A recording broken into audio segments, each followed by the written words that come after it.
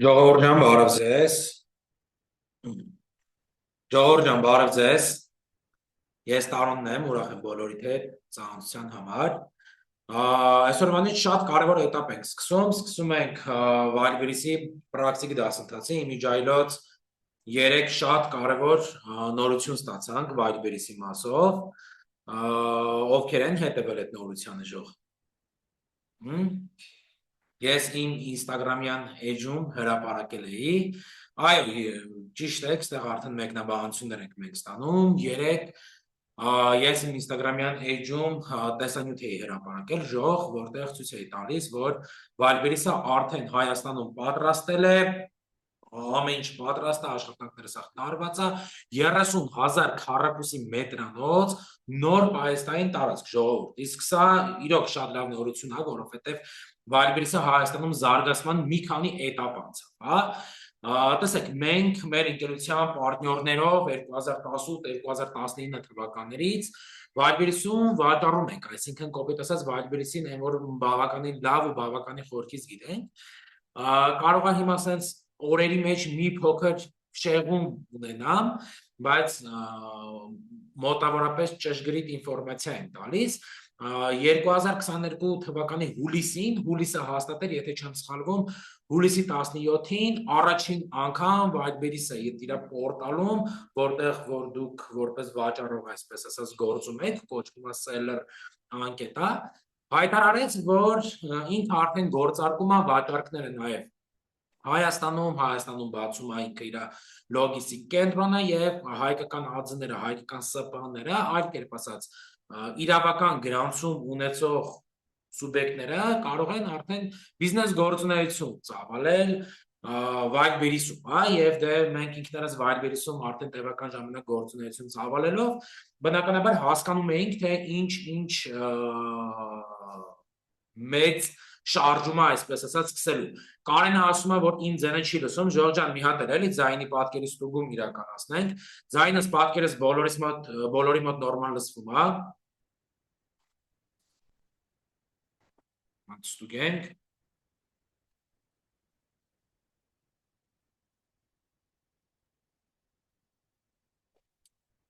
Կարեն ջան, ինձ ասում են, որ ինձ հիանալի տեսնում են, հիանալի լսում են, ամեն դեպքում կարծում եմ խնդիրը ձեր մոտից է, ես ձեր մեկնաբանության ամեն դեպքում գրավոր պատասխանեցի, որքան որ ինչ չեք լսում, կարողանաք ֆիքսել, որ խնդիրը ձեր մոտից է, փորձեք դուրս գալ կրկին մտնել կամ չգիտեմ, խնդիրը ձեր մոտից հասկանալ, այս բանին իրապես որևէ խնդիր չունենք։ Ինչ էի ասում, ժող, արդեն դեռ մենք ինքներս մեջ լինելով հասկանում ենք, թե ինչ մեծ շարժում է, այսպես ասած, սկսելու եւ ինչ մեծ հնարավորություն է, այսպես ասած, ձևավորվում, եւ հենց այդ հուլիսի առաջին այդ նորությունները գալուց հետո ես ու գործընկերս որոշում ենք կայացնում, որ մեր փորձի հիման վրա նաեւ պետքա դասընթացներ անցկացնենք, դե մեր ակադեմիան ավելի վաղուց էր գործում, 2019 թվականից SSB Academy կա, 2019 թվականից գործում է, բիզնեսի զարգացման տարբեր ուղղություններով էինք այն ժամանակ դասերը անցկացնում, այդ թվում մարքեթինգի, ու արդեն վերջին շրջանում վերապրոֆիլավորվել ենք հիմնականում մարքեթփլեյսների Վայրբերիսի, Amazon-ի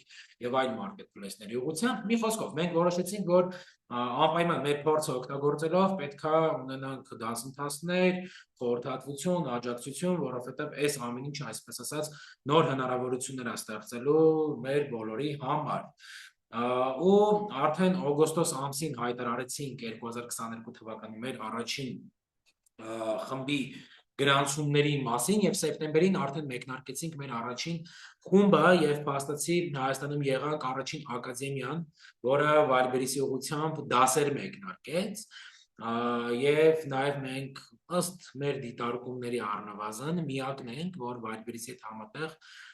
կոնֆերանս ունեցանք, իրանք մասնակցեցին մեր Armenian Business Trends կոնֆերանսին, իրանց տարածաշրջանային խոսնակը, մի խոսքով, վերադառնանք մեր հիմնական թեմային, այն ժամանակ, երբ որ Վայրբերիսը իր վաճառքները Հայաստանում գործարկեց 2022 թվականին,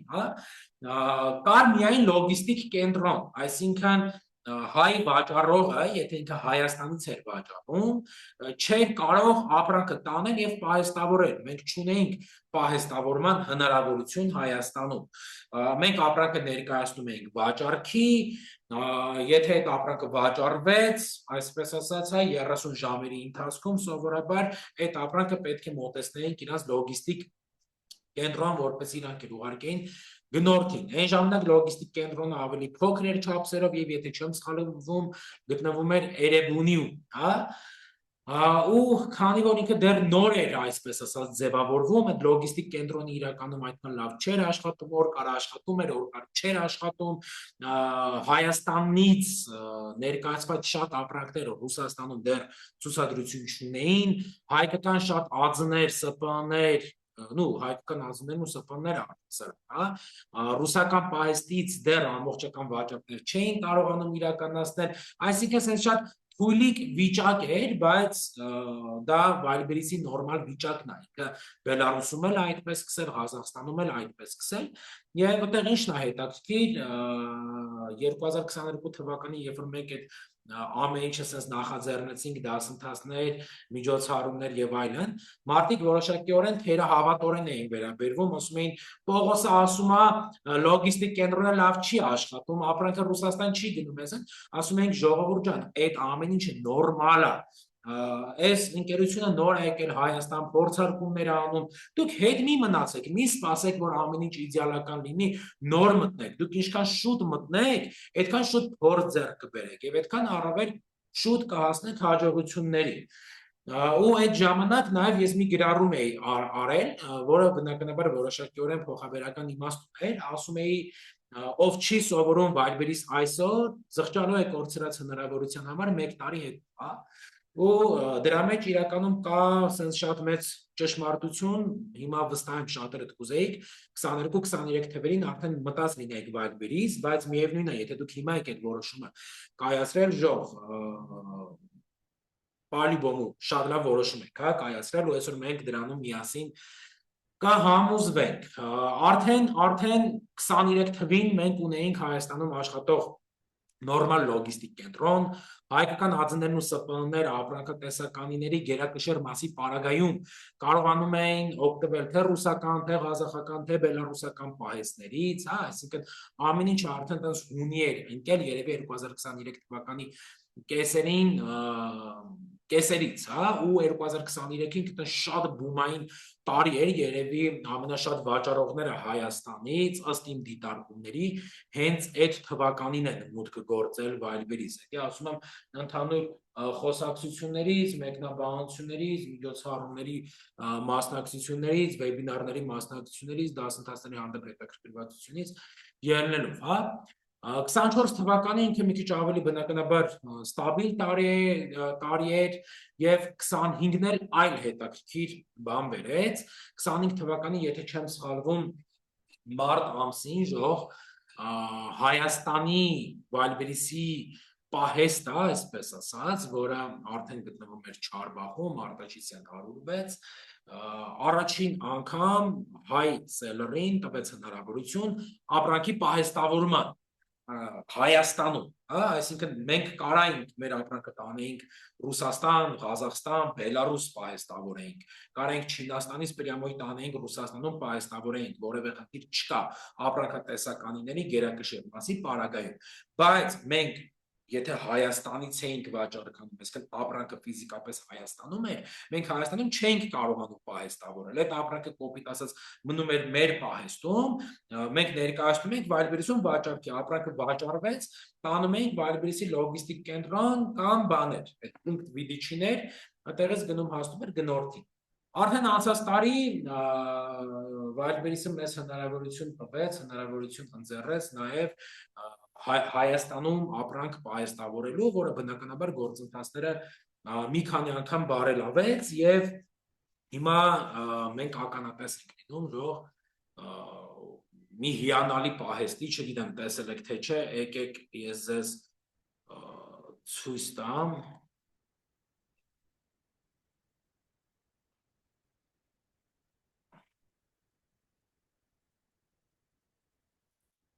որպեսզի դուք պահեստը տեսնեք, էլի ինքը ինչքան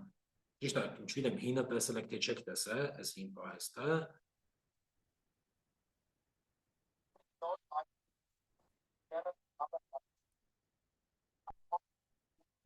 Տեսա, պահեստը կտեսնեք։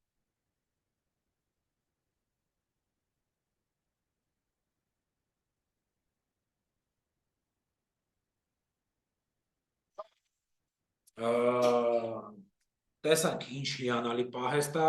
չափերն էլ փոքր չեն, բնականաբար պահեստը միայն վաճառողների համար չի, պահեստը նաև գնորդների համար է, այսինքն որ գնորդների ապրանքներն էլ գալի այդ պահեստից ցրվում է արդեն պուլը պիտի չներ, հա, ստացման կետեր, բայց մենք նույնպես բնականաբար օգտվելու ենք այդ պահեստից։ Մի խոսքով ձեր խումբը sense հետաքրքիր զարգացումով սկսեց, ժողովուրդ ջան։ Անցնենք առաջ, անցնենք նախ մի հատ դասընթացի կազմակերպչական հատվածին, այնուհետև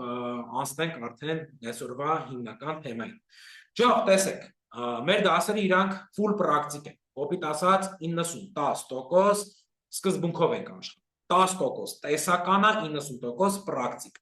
Սկսած երկրորդ դասից արդեն դուք մեր օգնությամբ վայրբերիսում կարողանում եք գրանցել ձեր վաճառողի էջը, իրական պրակտիկ քայլերով առաջ եք շարժվում։ Նույնիսկ եթե չգիտեմ, ինչ-ինչ պատճառներից ելնելով դուք չեք ցանկանում դասի ժամանակ գրանցել ձեր վաճառողի էջը, մենք ձեզ տրամադրում ենք իրական վաճառողի էջ, որպեսզի դուք իրական պրակտիկ քայլերով առաջ շարժվեք։ Կոպիտ ասած, Ժող ջան, ուզեք, չուզեք, պրակտիկ եք շարժվելու առաջ։ Մեր ամենակարևոր կետերից մեկը, որին մենք որպես ակադեմիա շատ մեծ կարևորություն ենք տալիս, դա մեր աջակցման կենտրոնն է։ Տեսեք, դուք ստանում եք մասնագիտական սպասարկում, ըստ մեր պայմանագրային պարտավորության, թե ամբողջ այս կուրսի ընթացքում, թե մեր վերջին հանդիպումից հետո 1 տարի շարունակ։ Ինչ է սա նշանակում, Ջող։ Սա նշանակում է, որ աշխատանքային օրերին, աշխատանքային ժամերին, այսինքն երկուշաբթից ուրբաթ առավոտյան 9:30-ից երեկոյան 6:30 ցանկացած մասնագիտական, տեխնիկական, կազմակերպչական, հարցի, խնդրի դեպքում դուք կարողանում եք մեզ գրել մեր տելեգրամյան աջակցման կենտրոնին, առավել բարդ հարցերի դեպքում նաև զանգել կամ այցելել մեր գրասենյակ, տեղում դուք ստանաք ձեր պատասխանները, այսինքն դուք ձեզանից յուրաքանչյուրը ստանում է full անհատական սպասարկում, չի լինելու տես մի հատ հարց, չի լինելու տես մի հատ խնդիր, որի պատասխանը դուք չստանաք։ Իհարկե, ինչը վերաբերվում է այս ամենի շրջանակներում, այսինքն դասընթացի շրջանակներում։ Միայն թե մի մեծ խնդրակ, մեր աջակցման կենտրոնը իրապես արագ է աշխատում, բայց երբ որ նամակ եք գրում 5 րոպե հետո Ժող ջան, հարցական պես մի դրեք, սպասեք անպայման կպատասխանենք, մենք ուշ չենք պատասխանում, 15-20 րոպեների ընթացքում պատասխանում ենք, բայց երբեմն ունենում ենք տես մի քիչ վռազող անհամբեր մասնակիցներ, արագ-արագ հարցականներ են դնում, գրեք, սպասեք անպայման կպատասխանենք, մեր պրակտիկայում չկա տես բան, որ մենք մեր մասնակիցների հարցերի նամակներին չպատասխանենք։ Բնականաբար հասկանում եք, բոլորս մարդիկ են կանանք ինչ-որ միտեղ ոնց որ վրի բենք չնկատենք եւ այլն, բայց հավաստիացնում եմ ձեզ, որ շատ լավ է աջակցման կենտրոնը աշխատում, գերուշադիր ենք աշխատում։ Աջակցման կենտրոնի տվյալները, Ժող ջան, մենք ձեզ Telegram-ի մեր խմբում բոտում ուղարկել էինք, բայց ես հիմա մի անգամ էլ եմ ուղարկում, հենց հիմա ուղարկում եմ, պահեք այդ տվյալները ձեզ մոտ, կներեք, բայց սխալ ուղարկեցի, Ժող ջան, մի րոպե, հազար ներողություն, ճիշտ տվյալներ են ձեզ տրամադրել, սպասեք,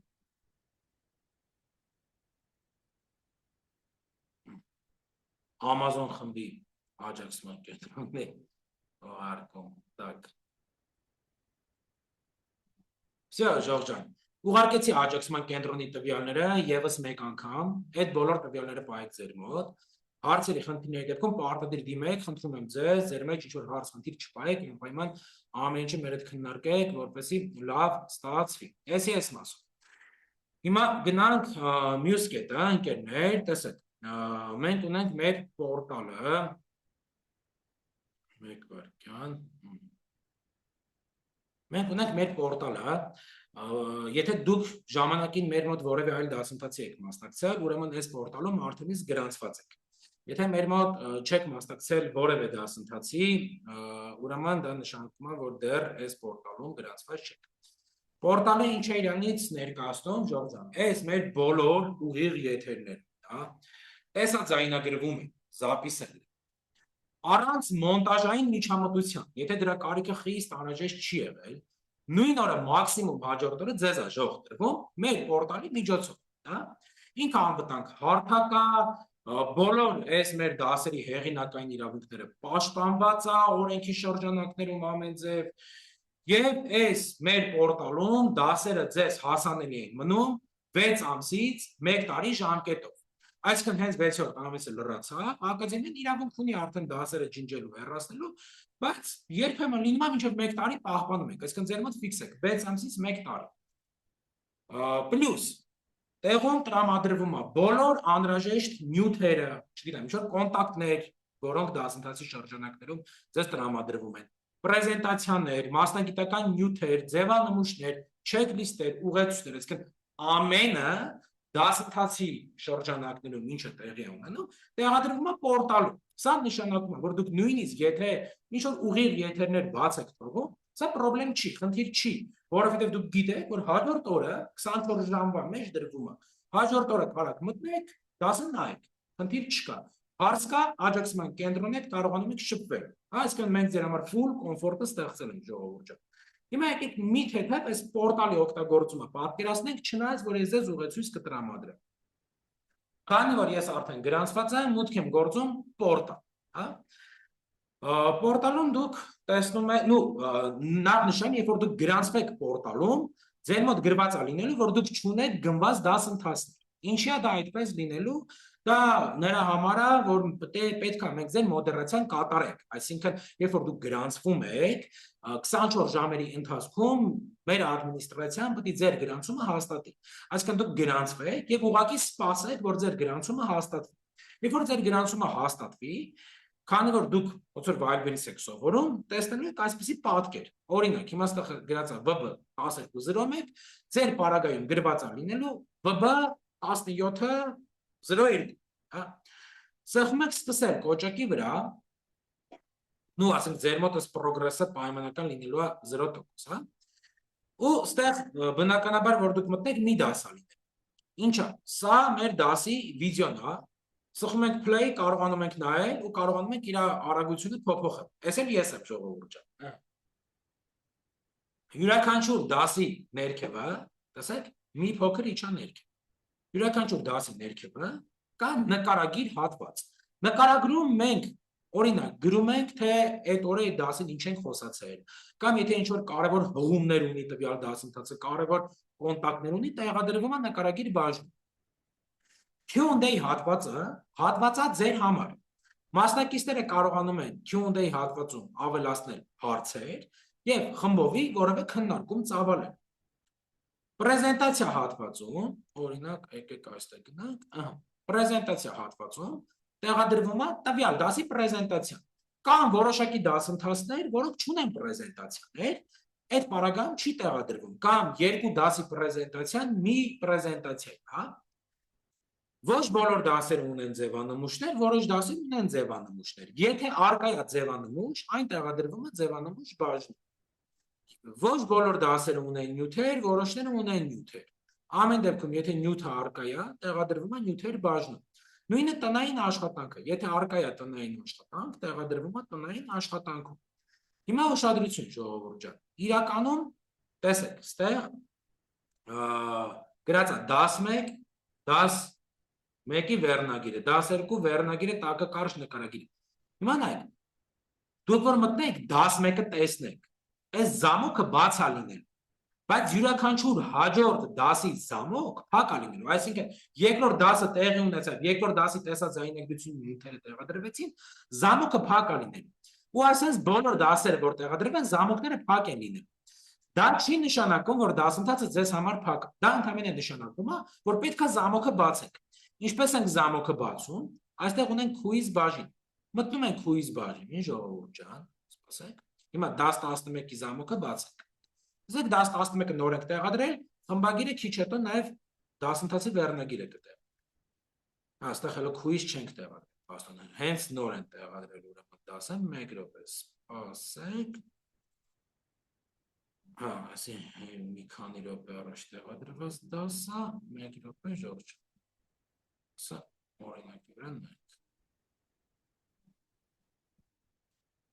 այստեղ,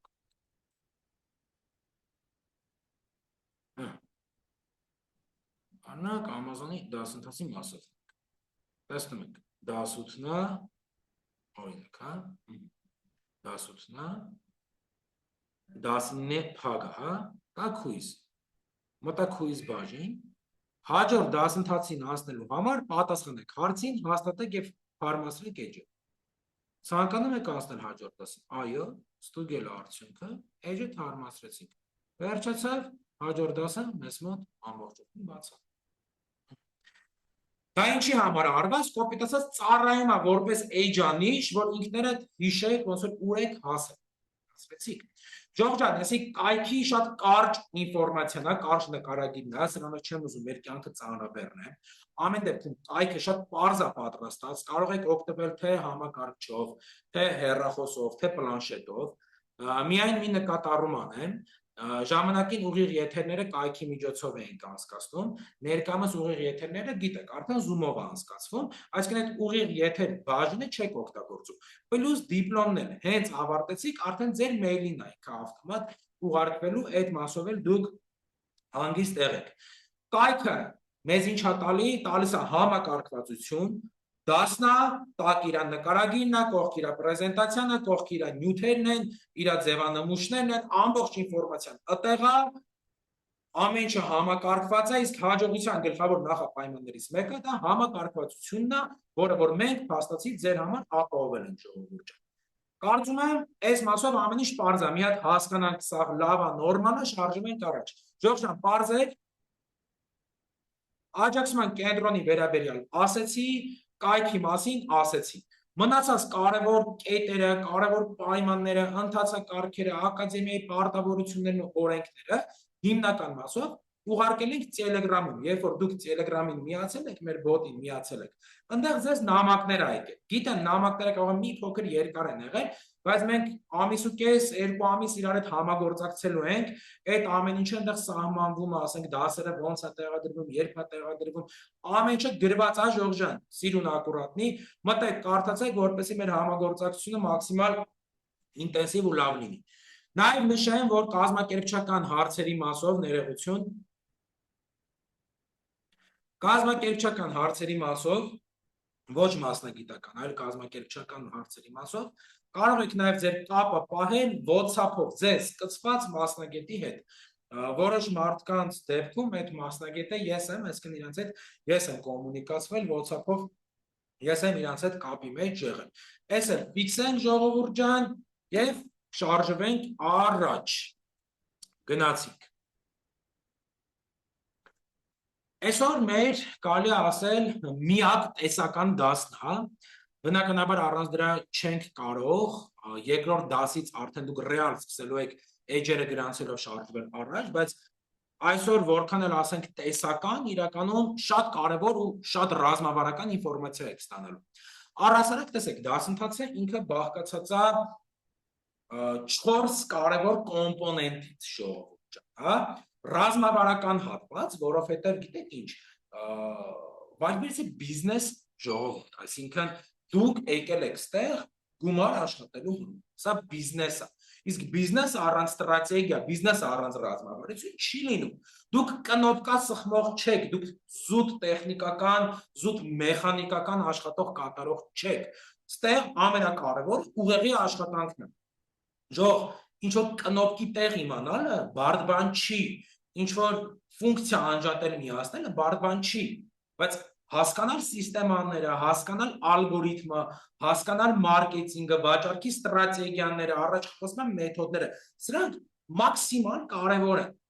Ուստի դասընթացի առաջին կոմպոնենտներից մեկը, առաջին կոմպոնենտը, դա ռազմավարական կոմպոնենտն է։ Յուրաքանչյուր կետ, որի մասին մենք խոսելու ենք, նախ եւ առաջ իրան անդրադառնալու ենք ռազմավարական տեսանկյունից։ Երկրորդ հատվածը հենց տեխնիկական հատվածն է, օրինակ, գրանցել տեխնիկապես, գրանցել Վայլբերիսում էջ, ուսումնասիրել այդ վաճառողի էջի կառուցվածքը, կարգավորումները, ֆունկցիաները, պատրաստել ապրանքի քարտ։ Ճիշտ, մենք ապրանքի քարտ բառը շատ ենք օգտագործելու։ Զուտ եկեք մի հատ այդ մասով ստեղ ինֆորմացիա տամ ու գնանք առաջ, հա։ Վայրբերիսում մեկ ապրանքի էջը կոչվում է ապրանքի քարտ։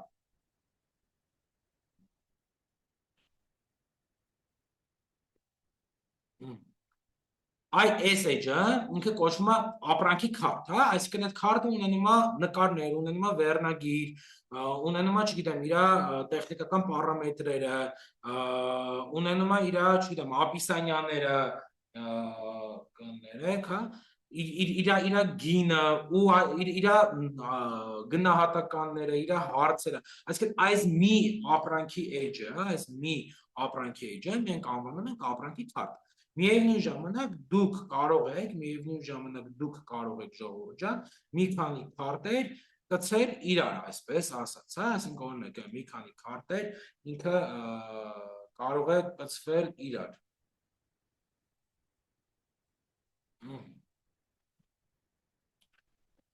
Գնացինք առաջ, ժողովուրդ ջան։ Այս զուտ քարտը ֆիքսեք։ Ինֆոգրաֆիկան էլ դա ապրանքի նկարի դիզայնն է, այս է զուտ որպես ինֆորմացիա։ Եկեք ձեր մոտ ֆիքսեք, որ ես խոսամ, ինքը տես մաքսիմալ ձեր համար պարզ լինի, հա։ Այսինքն, երկրորդ կոմպոնենտը դասընթացի, դա տեխնիկական հատվածները ամեն ինչով, չգիտեմ, պահեստում ոնց ենք օր վեկալում, ոնց ենք ապրանքը պահեստ մատակարարում, շտրիխ կոդը ոնց ենք պցնում, այդ տերմոպրինտերը կոմպին ոնց է միանում, այսինքն full տեխնիկական հատվածը սովորում եք, տեխնիկական չկա տենց բան, որ ասեք օրինակ այս ինչ բանը չեք սովորում եք ամբողջությամբ։ Ռազմավարականը առաջին կտոր, տեխնիկականը երկրորդ կտոր, կրեատիվ կտոր։ Ինչ է նշանակում կրեատիվ կտոր։ Բնականաբար, ձեր ապրանքի վաճառքի արդյունքները նաև կախված են ձեր ապրանքի նկարի դիզայնից, վիդեոից, իր նկարագրերից եւ այլն, հա։ Ու բնականաբար այս ամեն ինչը այտենց առանձին ուղղություն է մեր մոտ բացում, որի մեջ մենք ահագին խորանում ենք, բացատրում ենք այդ նկարները ինչ կառուցվածք պետք է ունենան, վիդեոները ինչ կառուցվածք պետք է ունենան, օգտագործում ենք արհեստական բանականության գործիքակազմը, այդ ամեն ինչը ոնց որ ստանալու համար։ Եվ չորրորդ կետը դա մենք անվանում ենք տրամաբանական ժողովուրդ, հա, որը մենք այս պահի դրությամբ, ասենց ասեմ, ինադու դուրս ենք բերել ռազմավարական կտորի միջից, հետո ռազմավարականը մի քիչ շատ ավելի լայն կտորներ եք եկել, օրինակ նույն ռազմավարականի մեջ է հետազոտությունները, վիճակագրությունը, ապրանքի ընտրությունը, մրցակցային հետազոտությունը ռազմավարականի մեջ է։ Բայց միևնույն ժամանակ, ասենց ասեմ, ցանկացած բիզնեսի մեջ էլ, վայրբերիսի մեջ էլ կան ինչ որ կետեր, որոնք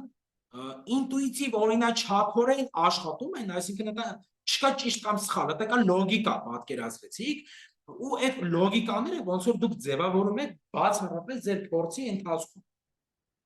Ու քանի որ մենք ինքներս բավականին վաղուց վայրբերություն վաճառում ենք, ունեցել ենք բազմաթիվ ուսանողներ, գործընկերներ, ընկերներ, ովքեր ամենի մեջ են, այդ լոգիկայի բազան, այսպես ասած, մեր մոտ ձևավորվելով, բնականաբար բազան մենք նաև ձեր հետ ենք կիսվում, այդ տրամաբանական կետերով։ Դասընթացը հիմնականում այս 4 կոմպոնենտից է բաղկացած։ Եվ այսօր գնանք մի հատ համընդհանուր հասկանանք այս համակարգի, այս համակարգը ոնց է աշխատում, ժողովուրդ։ Գնացինք։ Այսօր ինչի մասն ենք խոսալու, նախ հասկանանք լավ, ինչ ենք այդքան ասում marketplace-ներ, ինչի է marketplace-ները գնալով պոպուլար դառնում, հասկանանք լոգիստիկ մոդելները, ավելի մանրամասն խոսալու ենք, բայց հիմա էլ ասեմ, ունենք երկու հիմնական լոգիստիկ մոդել, FBO եւ FBS, հասկանանք դրանք ինչեր են։ Ունենք երկու հիմնական բիզնես մոդել, private label, սեփական բրենդ եւ wholesale, վերավաճառք, հասկանանք որը ինչ է եւ որից ինչ ակնկալել, որով ինչքան փող կարանք աշխատենք, հա, այդ մեր հայերի սիրած հարցն է, երբ որ դասընթացներով են հետաքրքրվում, երկրորդ բառը այդ է, ինչքան փող կարանք աշխատենք, հա։ Հիմա մենք դեռ ավելի մասնագիտորեն այդ ամեն ինչին կանրադառնանք։ Կհասկանանք մի հատ ով է BB seller-ը եւ BB manager-ը, որովհետեւ հիմա էլ ասած կարճ ասեմ, որպեսզի մտքերն ու խոսակցությունները արդեն ճիշտ գնա, seller-ը դա կոպիտ ասած այն մարդն է, ով բիզնես գործունեություն է իրականացնում, Wildberries-ում մենեջերը այն մասնագետն է, ով սպասարկում է բիզնես գործունեություն իրականացնողին, բայց քիչ անց առավել մանրամասն սրա մասին կհասկանանք։ Հասկանանք, թե ինչի է, որ Wildberries-ը ահավոր շատ կարիք ունի լավ սելլերների եւ ինչի հաշվին դուք այսօր կարաք Wildberries-ում լավ առաջ գնաք եւ որն է պատճառը, որ որոշ սելլերներ ձախողում են եւ այդ ամենը հիմք ընդունելով ոնց է հասկանանք նաեւ ինչ չանենք, որ ձախողման չգնանք, հա, մատ տենց հնարավորությունների մասին խոսանք, թեկուզ եւ կարճաժամկետ, բայց բնականաբար երկարաժամկետին էլ կանադառնանք եւ փորձենք որոշակի համեմատականներ անցկացնել Wildberries-ի եւ սոցիալական ցանցերի միջեւ, որով ձեր պատկերացումները այս ամենի մասին առավել մանրամասն կլինեն։ Այստեղ մեկնաբանություն ենք ստացել, որ մեր պրեզենտացիան գեղեցիկ է։ Շնորհակալություն եւ եթե նկատել եք, ինքը ոչ Canva է, ոչ PowerPoint է, ինքը տենց մեր կայքում սիրուն հա ձևավորած HTML կոդերով սարքած պրեզենտացիա է, ձգտում ենք լավագույնը անել մեր ուսանողների համար, հենց այսօր էլի հետաքրքիր բաներ ունենք, անիմացիաներ բաներ են, որտեղ մաքսիմալ ձեր համար ամեն ինչ բարձ ու հասկանալի լինի։ Լավ,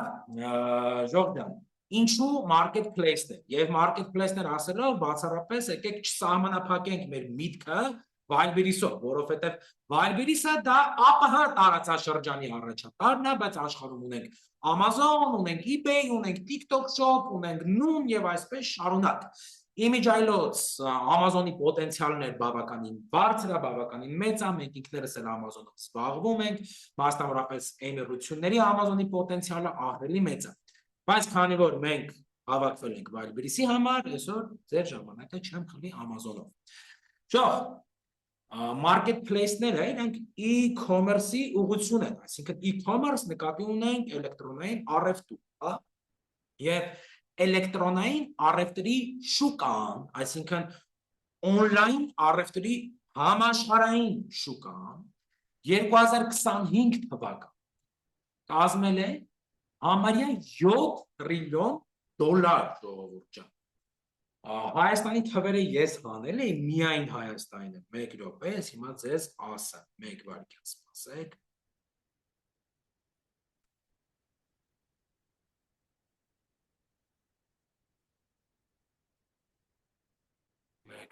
Ես հիմա ձեզ ասեմ Հայաստանի թվերը հանել եմ, այստեղ զուտ հարց եկա, հիմա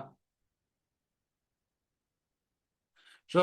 2025 թվականին, հիմա մոտս տենց հստակ չգտա, բայց 2025 թվականի, կներեք 2024 թվականի դրից ներողություն, 2024 թվականի դրից, Հայաստանում էլեկտրոնային առևտրի շուկան մոտավորապես 800 միլիոն դոլար է եղել։ Դա Հայաստանի համար вообще փոքր թիվ չէ, էլի, այսինքն մեր նման երկրի համար դա տենց լրիվ ակուրատնի թիվ է, սենց ասեմ։ Ու պրոգնոզը 2030-ի վրա 2 միլիարդ պլյուս է։ Դա մենակ Հայաստանը, բայց Ժորժ ջան, դուք այսօր որ մտնում եք Wildberries,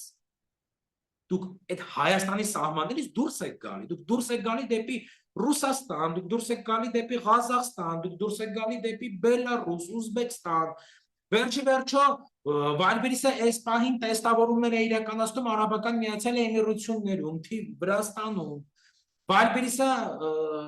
վերջերս հայտարարություն տարածեց, որ մուտք է գործում Թայլանդի շուկա, Հնդկաստանի շուկա։ Նույնիսկ Wildberries-ում հիմա առանձին կատեգորիա կա, product is indie, արդեն ինտեգրվում է հնդկական շուկային, հա։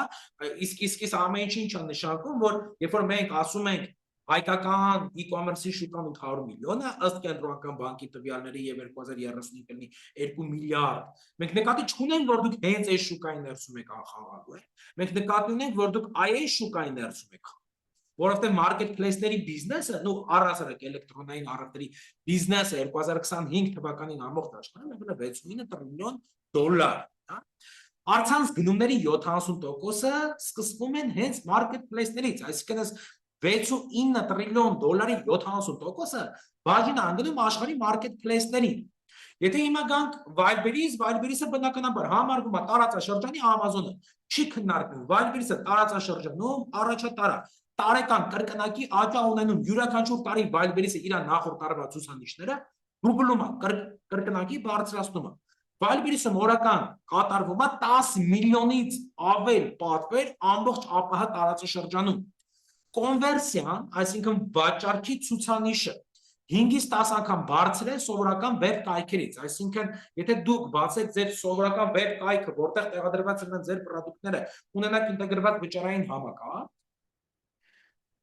եւ սրա համեմատությամբ դուք պրոստը մտնեք Wildberries-ում ձեր ապրանքները ներկայացնեք, դուք ունենալու եք առավել քիչ քաշ շուկ, առավել քիչ ծախսեր եւ վաճառքի 5-ից 10 անգամ առավել բարձր ցուցանիշ։ Wildberries-ում դուք չեք մտածում ձեր կայքի տեխնիկական սպասարկման մասին, Wildberries-ում դուք չեք մտածում պարտքերի հավաքագրման մասին, Wildberries-ում դուք չեք մտածում լոգիստիկան կազմակերպելու մասին, Wildberries-ում դուք մտածում եք վաճառքի մեծ պոտենցիալ ունեցող ապրանքներ վաճառելու մասին, իսկ վաճառքի մեծ պոտենցիալ ունեցող ապրանքների ընտրությունը, դա գիտությունը, դա data անալիտիկա, տվյալների վերլուծությունը, դրա համար կան հստակ գործիքներ, ինչպիսիք են Empestat, Mayak, Master Guru, որը որ մենք շատ խորքային ուսումնասիրելու ենք։ Դրա համար կան հստակ data անալիտիկայի բանաձևեր, որը որ մենք ձեզ սովորացնելու ենք, դրա համար կան հստակ Excel-ի շաբլոններ, որը որ մենք ձեզ տրամադրելու ենք, եւ դուք կարողանում եք վերլուծել շուկան, հասկանալ շուկայի դինամիկան, մրցակցային դաշտը, ապրանքի վաճառքի պոտենցիալը, կարողանում եք կազմել հիպոթեզներ, որոնք իրական տվյալների վրա են դեմվում, այսինքն իրատեսական հիպոթեզներ են, եւ դրա արդյունքում դուք հասկանում եք ինչ ապրանքով մտնել։ Սա առաջին կարևոր կետն է, որ դուք պետք է մտածեք այսօր Wildberries-ում։ Երկրորդ կարևոր կետը ինչպես կազմակերպել ձեր մատակարարման շղթան, որպեսզի ունենաք մաքսիմալ ցածր ինքնարժեք, որպեսզի լինեք կոնկուրենտը սպասող։ Երրորդ կարևոր կետը ինչպես կազմակերպել ձեր ներքին մարքեթինգը, նկարի դիզայն, ապիսանիա, վերնագիր, ներքին առաջխաղացում, ներքին ակցիաներ։ Հաջորդ կետը ինչպես կազմակերպել արտաքին մարքեթինգն ու վաճառքի ստրատեգիաները, այսինքն դուք ստեղ բիզնես եք անում, դուք ստեղ չեք մտնում օպերացիոնի մեջ, մտածեք սերվերս փչացավ, կայքը չի աշխատում, հաճախորդը նամակագրել պատասխանող չունեն, Պողոսը պարքերը չի տվել։ Ամենա ձեր տեղ անում է Wildberries-ը, ասում անգեր դու էլ գնա բիզնես ար, գնա մտածելու գործը դու ար, գնա մասշտաբավորվի։ Ну ոչ միայն Wildberries, առհասարակ marketplace-ները։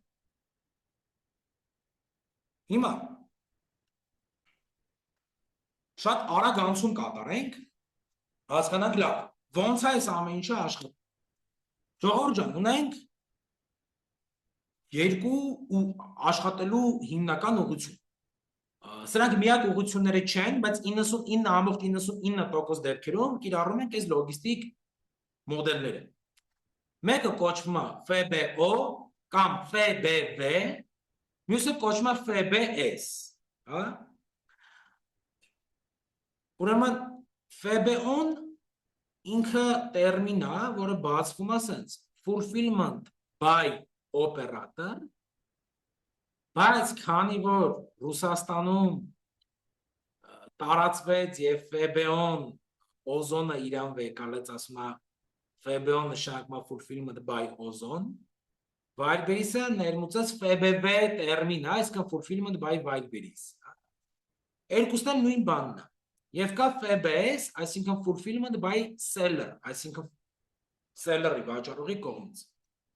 Սրանք նկարագրում են ձեր ապրանքի պահպանման եւ հաճախորդին, այսինքն գնորդին մատակարարման ձևաչափ։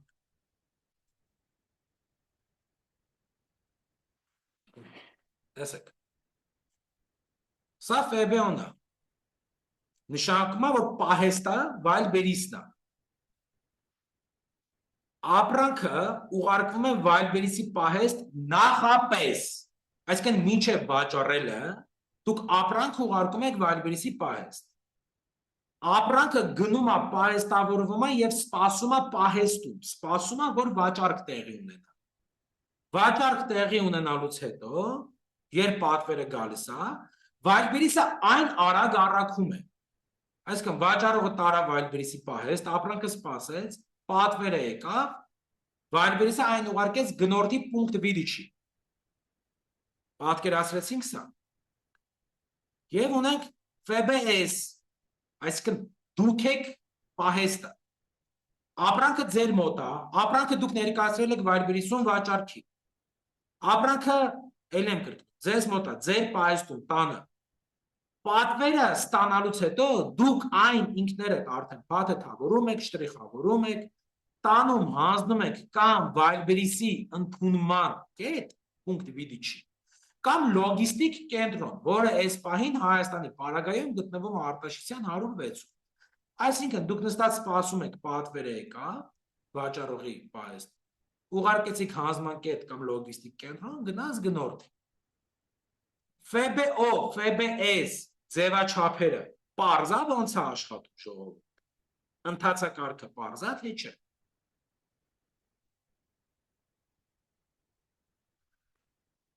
Ուրեմն, ստեղ ամենակարևորը առաքման արագությունն է։ Եթե դուք աշխատում եք FBO տարբերակով, այսինքն աշխատում եք վայրբերիսի պահեստից, առավելագույնը 1-ից 3 օրերի ընթացքում վայրբերիսը հոգում է ձեր առաքման ընթացակարգը։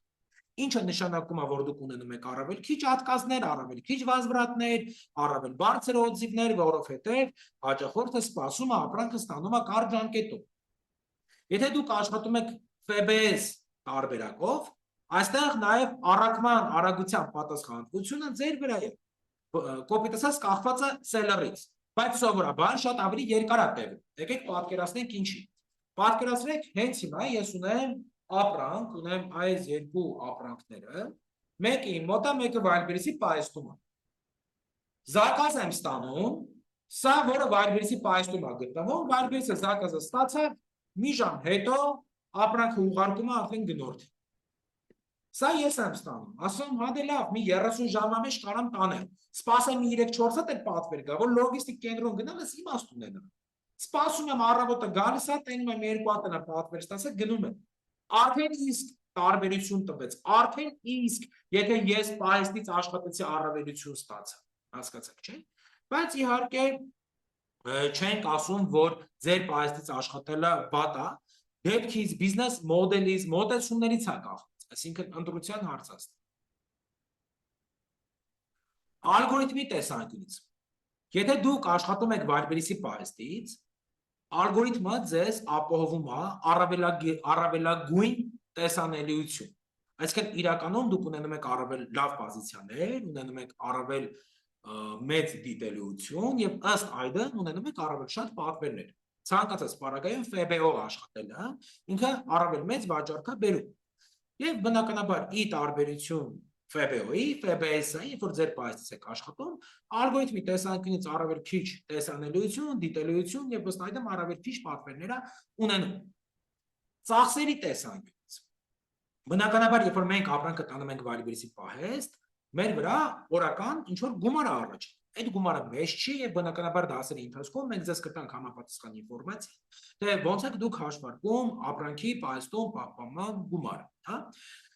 Ինքը պահպանվում է վճարովի ձևաչափով։ Իսկ եթե օրինակ ապրանքը ձեզ մոտ է, կոպիտ ասած ինքը կարող է պահպանվել ընդհանուր անվճար։ Բայց ոչ բոլոր դեպքերում է, երբ որ ոչ բոլոր դեպքերում է, որ մենք պետք է աշխատենք FBO տարբերակով, հա։ FBO-ն իդեալական է, երբ որ ձեր ապրանքը արագ է վաճառվում,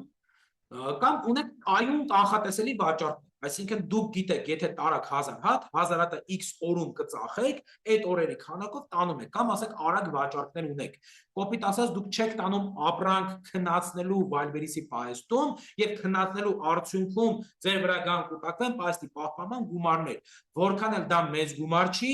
10 դրամն էլ, եթե չգիտեմ 100 օր հավաքվի, ահագին գումար կգա կդառնա, 1000 դրամ գումար կգա կդառնա, պատկերացրեցիք ինչ եմ ասում, հա, այսինքն ինքը պետք է հասկանանք, այս ապրանքը արագ է վաճառում կամ կայուն է վաճառում, ըստ այդմ տանենք։ Իսկ եթե չգիտեմ, մենք ապրանք ենք տեստավորում, ուզում ենք հասկանանք, այս ապրանքը առանձնարկ վաճառքի պոտենցիալ ունի չունի, կամ այս ապրանքը գաբարիտնի ապրանք է, իսկ գաբարիտները ապրանքի չափն ինչքան մեծ են, այդքան պահեստի պահպանման գումարները առավել մեծ են լինում, բնականաբար այս բոլոր բանաձևերը մենք ձեզ կտանք, ապա այս դեպքում մենք աշխատում ենք FBS տարբերակով։ Ժողովուրդ, տեսեք, ստեղ մի հատ հետաքրքիր լոգիկա էլի կառուցեք։ Ըստ ձեզ Instagram-ը ինչի հաշվին է կամ TikTok-ը ինչի հաշվին է որոշում։ Ինչ որ մեկի վիդեոն գցի ռեկ, այն որ տես լիքը դիտումներ ու լայքեր ստանում, ինչ որ մեկի վիդեոն չգցի։ Ինչի հաշվին է, որ ինչ որ մեկը կարող ունենա 10 հետևորդ, բայց իր վիդեոն ունենա 700,000 դիտում, ինչ որ մեկը ունենա 1000 հետևորդ, բայց իր վիդեոն ունենա 70 դիտում։ Ըստ ձեզ, ո՞րն է ամենագլխավոր հանգամանքը։ Մեկնաբանենք։ Տարբեր պատասխաններ եք ստանում։ Գրեք, ժող։ Չէ, այդ։ Շատ կարևոր հարց է։ Շատ կարևոր հարց է, որ marketplace-ների տրամաբանությունը հասկանանք։ Ալգորիթմը, հասկանալի ալգորիթմը աշխատում, բայց ալգորիթմը ինչի հաշվին է Ռոմա ջան որոշում, որ պետք է Սարգսի վիդեոն 700,000 դիտում ունենա, Տարոնի վիդեոն 70 դիտում ունենա։ Ապրենք, ճիշտ պատասխաններ ունենք։ Չէ՞։ Ֆակտորները պարզ է, որ մի քանիսն են, մի ֆակտորով չի։ Բայց այդ ֆակտորներից ամենակարևորն ու ամենահիմքայինը դա ժամանակի ֆակտորն է։ Կոպիտ ասած, մարդիկ որքան երկար են մնում ձեր վիդեոյի վրա, այդքան դրա տարածվածությունը մեծանում է։ Եկեք հասկանանք ինչի է այդպես։ Ինչի հաշվին է գումար աշխատում TikTok-ը, ինչի հաշվին է գումար աշխատում Instagram-ը, ինչի հաշվին է գումար աշխատում Facebook-ը։ Այս սոցիալական ցանցերի եկամտի գերակշիռ մասը ժող ձևավորվում է գովազդներից։ Այսինքն գովազդատում բիզնեսը մտնում է Facebook-ում, Instagram-ում, TikTok-ում, գովազդա դնում,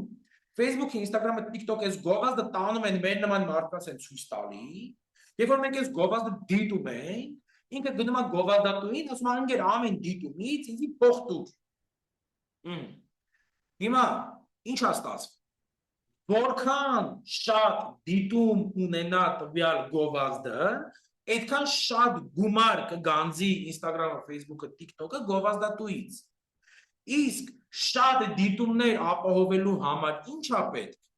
Շատ դիտումներ ապահովելու համար պետք է որ մարդիկ ժամանակ անցկացնեն սոցիալական ցանցում, որովհետև ժող, ես եթե 10 րոպե եմ անցկացնում ժամանակ, կոպիտ ասած, ես տեսնում եմ օրինակ եմ ասում, 10 գովազդ, եթե ես 100 րոպե եմ անցկացնում սոցիալական ցանցում, ես օրինակ տեսնում եմ 100 գովազդ, այսինքն պրակտիկորեն որքան շատ ժամանակ եմ անցկացնում ես սոցիալական ցանցերում, այդքան շատ գովազդ եմ ես տեսնում։ Ստացվեց, որ Instagram-ը, Facebook-ը, TikTok-ը ձգտում են իր յուզերներին մաքսիմալ շատ, մաքսիմալ երկար պահեն սոցիալական ցանցի ներսում։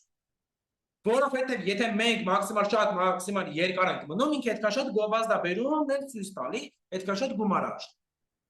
Բայց լավ, ժողովուրդ ջան, մենք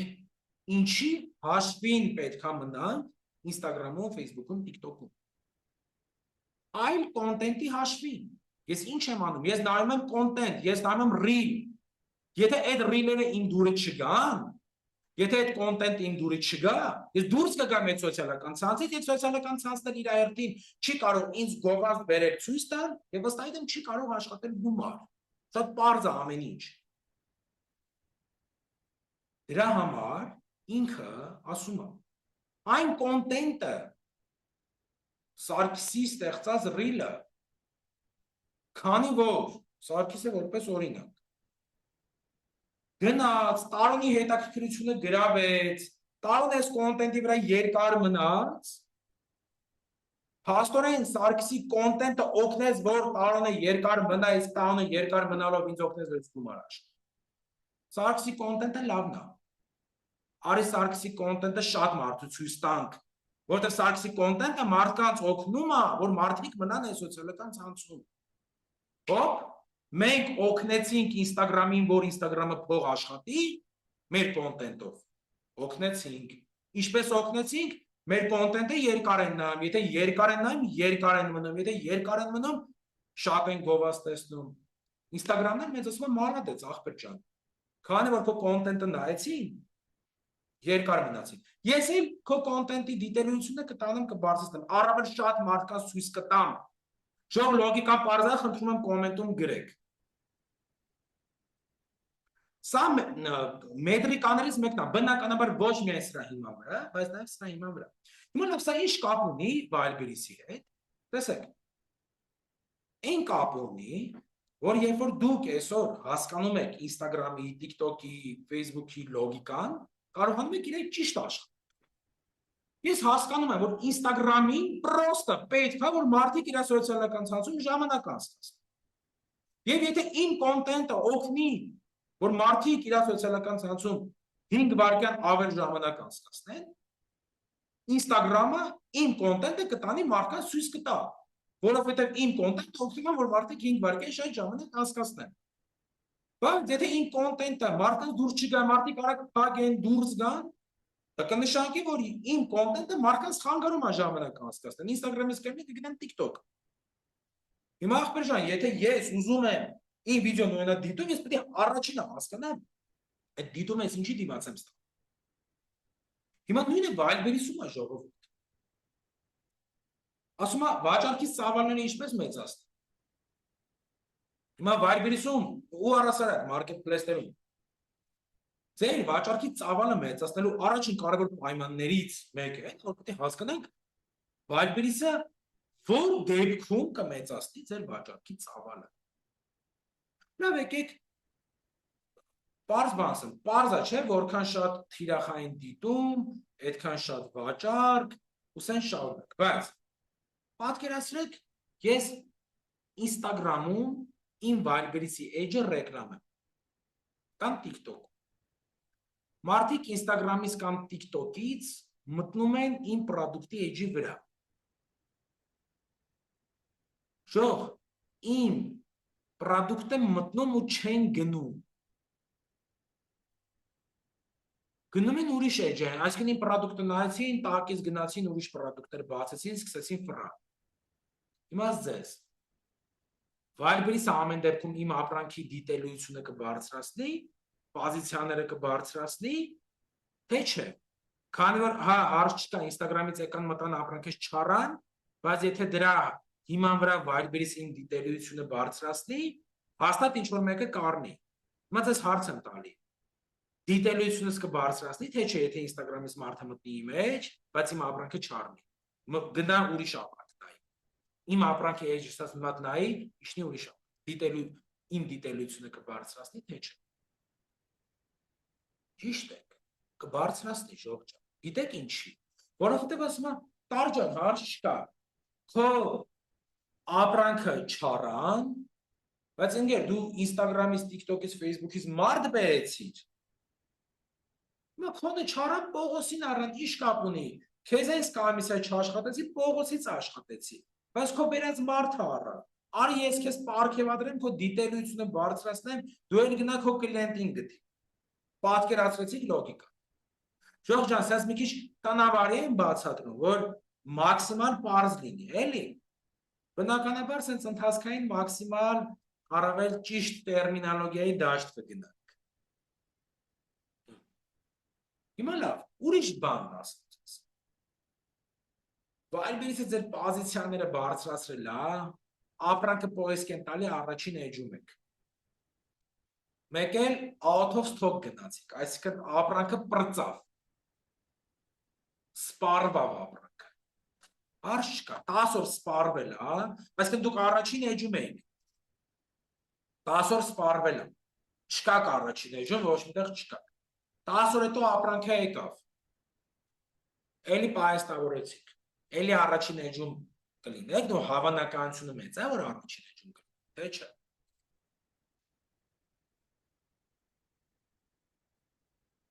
Հավանականությունը մեծ է։ Հավանականություն գրեթե չկա։ Ու շատ բարդ է գալու առաջին էջ։ Գիտեք ինչի։ Wildberries-ը ասում է անգետ, դե ասում է չեղավ է։ Ասում է Լևոն ջան, ես դրեցի, հետդ աշխատեցի, քեզ հավատացի, հետդ բիզնես արեցի։ Սյուզաննայի փոխարեն քո ապրանքի քարտը բերեցի առաջին էջ։ Իրար հետ գործ ենք անում, դու ապրանքը ծախում ես, ես էլ կոմիսիա էի աշխատում։ Մենք էլ մի օրում դրեցիր կտրեցիր այդ ապրանքը։ Դու լավ պարտնյոր չես ասում, ես քեզ չեմ վստահում։ Պատկերացրեցիք։ Այսինքն այսօր ժող, նայ, Viber-ը ձեր այդ բիզնես է։ Ու աշխարհում ցանկացած մարքեթինգը ձեր այդ բիզնես է։ Այսի win-win բիզնես մոդել է։ Երկուսս էլ շահում ենք։ Viber-ից ասում եմ Տարոն ջան, ինչքան շատ ապրանք ես դու ծախում։ Այդքան շատ կոմիսիայում ես աշխատում։ Ինչքան շատ ապրանք ես դու ծախում։ Այդքան շատ լոգիստիկայի գումար եմ ես աշխատում, այդքան շատ պայստի գումար եմ ես աշխատում։ Դու ծախում ես ինքն էլ աշխատում, դու ծախում ես ինքն էլ աշխատում։ Viber-ին ձեր չի տալի որ դու չծախես։ Հակառակը, Viber-ին ձեր հա տալի որ դու ծախես, որտեղ դու ծախում ես ինքը փող աշխատում։ Երկուսով փող ենք աշխատում։ Win-win երկուսս էլ կրացենք։ Հիմա դուք իրար հետ պարուկան բիզնես եք արել։ Բայց մեկ էլ հոп ասում ես Viber-ի ջան, ապրանքներս պրծավ ընկեր, ոչ ես եմ փող աշխատում, ոչ դու։ Viber-ից ասում եմ ոնց կարա տես բան լինի, ես բերել եմ, քեզ հավատացել եմ, քեզ վստահել եմ, դրա հաշվին քեզ բերել եմ առաջին էջ, հիմա դու ասում ես չկա, ուրեմն դու լավ գործընկեր չես։ Ես քեզ չեմ վստահի, դու պետք է շատ աշխատես, դու պետք է ապացուցես, որ ես քեզ վստահ։ Օրինակ շատ հետաքրքիր բան ասեմ, ինչքան ձեր ապրանքը պայստում պակասում է, այդքան ձեր վաճառքի տեմպը կարա իշի։ Տեսեք շատ պարզ տրամաբանական կետ է, չէ՞, որ այդ ամենից չորու ցամաք չի, այդ ամենը ապրանքը դնելով ու սպասելով չի։ Հիմա ու նաև այս է պարզ պատճառը, թե ինչի եք դուք FBO-ով ավելի շատ վաճառք անում, քան FBS-ով, որովհետև երբ որ դու անում ես պահեստից, Viber-ից հստակ տենում է դուք ինչքան ապրանք ունեք։ Տենում է, որ բերեն ես պահեստում 1000 հատ ապրանք ես դրել։ Հասկանում եք, եք ես 1000 ապրանքի կտրվածքով կարող վստահի։ Բայց եթե դու քո պահեստից ես վաճառում թեկուզ եւ Viber-ից դու նշել ես, որ այս ապրանքից 10000 հատ ունես։ Viber-ից այն ինչի չի տենում, դրան չի կարող վստահի։ Եվ ավտոմատ ինքը քո ապրանքը առավել զգուշորեն է վաճառում։ Նու սա միակ պատճառը չի ժողովուրդը, բայց սա պատճառներից մեկն է։ Իմ խնդիրը այսօր չի կայանում նրանում, որ ես բոլոր պատճառային տվյալային կապերը բացատրեմ։ Այսօրվա մեր առաջին դասի հիմնական իմաստն ու հիմնական նպատակը կայանում է նրանում, որ ես ձեզ ինձ ամեն ինչի շունչը սկսեմ տեղ հասցնել, այսինքն դուք սկսեք զգալ այս ամեն ինչը ոնց է շնչում, ոնց է արտաշնչում։ Չէ, դա վերաբերվում է կոնկրետ ապրանքին, եթե դու ունես խնդիր մի ապրանքի կտրվածքով, բայց երկրորդ ապրանքի կտրվածքով չունես, դա քո երկրորդ ապրանքին չի վերաբերվում։ Այն եմ կրկնում, բայց միևնույն ժամանակ սա չի նշանակում, որ մենք պետք է ձգտենք բոլոր դեպքերում աշխատել պահեստից, որովհետև ճիշտ է մենք այդ համապատասխան դասերի ժամանակ ուսումնասիրենք, բայց պահեստի պահպանման գումարները ձևավորվում են նաև ձեր ապրանքի չափերից, ծավալից, քաշից եւ ամեն ապրանք չէ, որ նպատակահարմար է Viber-ի պահեստում պահեստավորել, առհասարակ ամեն ապրանք չէ, որ կարող եք պահեստավորել, ինքը կարա որոշ, ոչ թե կարենք որոշ ապրանքների դեպքում չի էլ օգնում որ պահեստավորենք, բիզնես մոդելից է կախված, ձեր ներդրման հնարավորություններից է կախված, ասենք օրինակ հիմա դուք եք շատ մեծ ներդրումային հնարավորություն չունեք, այսինքն դուք հիմա ինչ եք անում, գնում եք Փեթակ, Սուրմալու, Առնչմոր, Երևան տոնավաճառ, մեծածախ առևտրային կետերով ֆռում եք, ընտրում եք տարբեր ապրանքներ, ընտրեցիք այս ապրանքները, մեծածախ ծախում են, այս ապրանքը դուք նախորդ ձեռք չեք բերում, բայց մեծածախ հետ պայմանավորվածության եք գալի մեծածախ արժեքի շուրջ եւ կոնտակտներով փոխանակվում եք, դուք գալիս եք Viber-ում առանց այդ ապրանքը նախորդ ձեռք բերելու, Viber-ի ձեր վաճառողի էջում այդ ապրանքները ներկայացնում եք, ձեր գնով, այսինքն մեծածախ վաճառողից ստացել եք մեծածախ արժեք, ձեր գինը վրան ավելանում, դնում եք վաճառքին։ Բնականաբար սա նշանակում է FBS մոդել, ապրանքը վաճառվեց 30 ժամը 1, ֆռում եք մատակարարների մոտով կամ չգիտեմ ինչ որ առաքման ծառայության հետ եք աշխատում կամ մատակարարների հետ եք պայմանավորվել, ֆռում եք ապրանքները հավաքում եք շտրիխները կպցնում եք, տանում եք Viber-ի լոգիստիկա լոգիստիկ կենտրոն կամ պունկտ վիդիչի, սպասարկման կենտրոն, ապրանքը հանձնում են, գնում, հասնում են գնորդին։ Հիմա օրինակ սա մոդել է, որը սկսնակ վաճառողներին, ովքեր չունեն առավել մեծ ներդրումային հնարավորություններ, կոպիտ ասած ունեն մի $500 փող, ուզում են բիզնես սկսեն, սա ռեալ տարբերակ է, որ դուք FBS-ով կարաք այսօր վաճառք մեկնարկեք, մի քանի ամիս հետո հասնեք մի քանի միլիոն դրամ շրջանառության, դրանից բխող մի քանի միլիոն դրամ շահույթ է։ Ռեալ օրինակներ կան Հայաստանում լիք մարդիկ այս մոդելով աշխատում են։ Մարդ կա 1400, 1500, 2000 անուն ապրանք ունի այս մոդելով ներկայացրած։ Հիմա, եթե դուք էսի անեք FBO մոդելով, բնականաբար այդ մեծածախներից շատերը ասելու են նախորդ փողը դուր վեկար, նիսակ չեն էին ձեզ տալու։ Այսինքն առավել մեծ ներդրում էր դա իրանից ենթադրելու ու առավել մեծ ռիսկ էր։ Ապրանքի սխալ քանակ ընտրելու ռիսկ, սխալ ապրանքատեսակ ընտրելու ռիսկ եւ այսպես շարունակ։ Այսինքն հիմա որովհետեւ դուք FBS-ը վատ չընկալեք, բացասական։ Ես ձեզ նաեւ բացատրեցի մի բիզնես մոդել, որ այսօր ձեզանից յուրաքանչյուրը նստած տեղը կարա մինիմալ ներդրումով սկսի աշխատել ու FBS մոդելով նորմալ բիզնես։ FBO-ն FBS-ը պարզ է, ժողովուրդ ջան։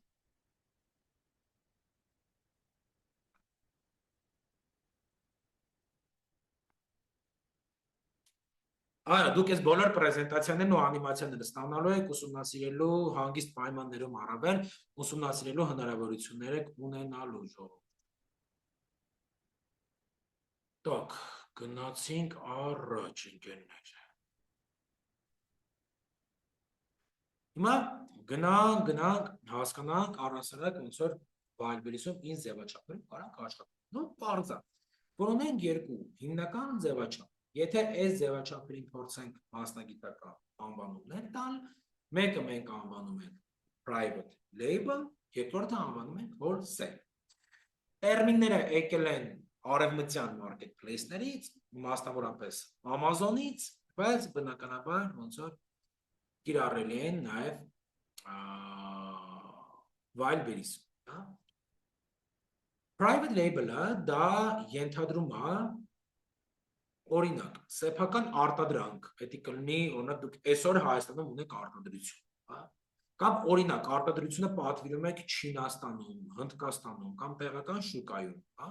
այսինքն ապրանքը ձերն է, ձեր բրենդի տակ է, դուք եք բրենդավորում, թեկուզ եթե դուք այս ապրանքը բերել եք Չինաստանից, բայց էսի ընդեղ արտադրվել է ձեր բրենդի անվան տակ, այսինքն գրած է, չգիտեմ, արտադրող SSB Academy, օրինակ ասացիք, կամ դուք եք ստեղ Հայաստանում արտադրում, կարծում եմ միտքը պարզ է, սա կոչվում է private label, սա ունի շատ լավ առավելություն, դուք եք վերահսկում գինը, որակը, բրենդին, այսինքն դուք եք որոշում ինչ որակի ապրանք ծախել, դուք եք որոշում ինչ փաթեթավորման ապրանք ծախել, դուք եք որոշում այդ ապրանքի բրենդինգը, դուք եք որոշում այդ ապրանքի մարքեթինգը, դուք եք որոշում այդ ապրանքի գինը։ Իր մարժաները բարձր են։ Այսինքն 30-ից 50% հիմնականում դուք ստեղ կարաք մարժա ունենալ։ Ну մինիմում 25% մարժա ինչ է նշանակում այն մարդկանց համար, ովքեր չգիտեն։ Մարժան դա ձեր ապրանքի փաստացի ինքնարժեքի վրա ավելացած ձեր մաքուր շահույթն է։ Կոպիտ ասած, այդ ապրանքը ամեն ինչով ձեր վրա նստել է 2000 դրամ, ամեն ինչով ասելով նկատում ենք ապրանքի ձեռքբերում, բեռնափոխադրում, փաթեթավորում, պահեստավորում, Wildberries-ի կոմիսիա, Wildberries-ի լոգիստիկա, Wildberries-ի գովազդ, արտաքին գովազդ, հարկեր, տուրքեր, պետվճար, մի խոսքով պետվճարներով ամեն ինչով ձեր վրա ինքը նստել է 2000 դրամ, դուք 1000 դրամ վրա են ավելանում վաճառում, չոր ասած այդ ավելացած գումարը տոկոսային առումով մենք ասում ենք մարժան ցույց է տալի ձեր մաքուր շահույթը, դու կա մաքուր մարժա կա կեղտոտ մարժա, մաքուր մարժան ձեր մաքուր շահույթն է, կեղտոտ մարժան ավելի շատ ինքը ցույց է տալի եկամուտը, էլի, այսինքն հնարավորից դուք ինչ-որ բաներ ունեք մինուս անելու։ Մենք ձեզ դետալիզացված սովորեցնելու ենք ապրանքի ինքնարժեքի հաշվարկ, քանի որ Wildberries-ում կան մի շարք հագնված եւ անթակույց ծախսեր, որոնք պետք է հաշվի առնենք, Private label-ի դեպքում, այսինքն երբ որ ձեր արտադրանքն ակամ Չինաստանում, այլ երկրում, հա, ինքը ձեր բրենդի տակ, ձեր անվան տակ, ձեր գաղափարի տակ արտադրվել, հա,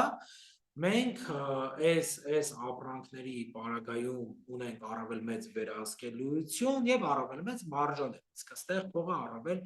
մեծ է։ Եվ իրականում Wildberries-ի ալգորիթմը սիրում է նման ապրանք, որովհետեւ Wildberries-ի ալգորիթմը ասում է դու այսպես կարողանում ես տարբերվել, իսկ տարբերվելով դու գրավում ես նոր գնորդների, իսկ գրավելով նոր գնորդների դու գալիս ես առավել շատ վաճառքների,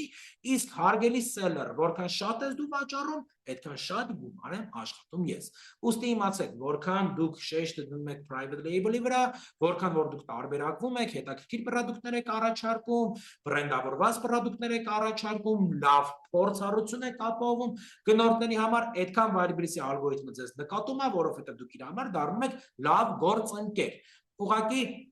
մի հատ լայֆ հակ ասեմ, մենք բնականաբար այս ամենի շատ խորանալու ենք, ձեր վաճառքի ծավալները մեծացնելու համար մշտապես խորացեք։ Ինչ անեք, որ Wildberries-ի համար լավ գործընկերվի։ Ինչ անեք, որ Wildberries-ը ձեզ նկատի։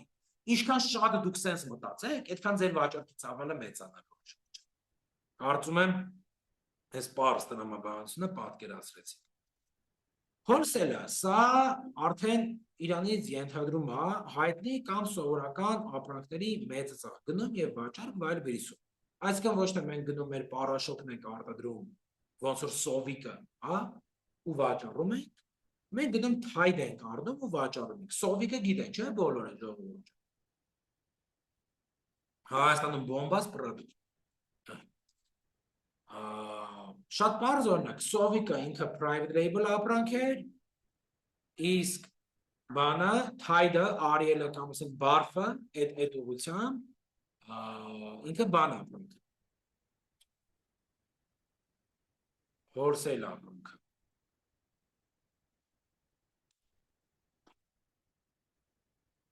Սովիկի մասն է խոսքը։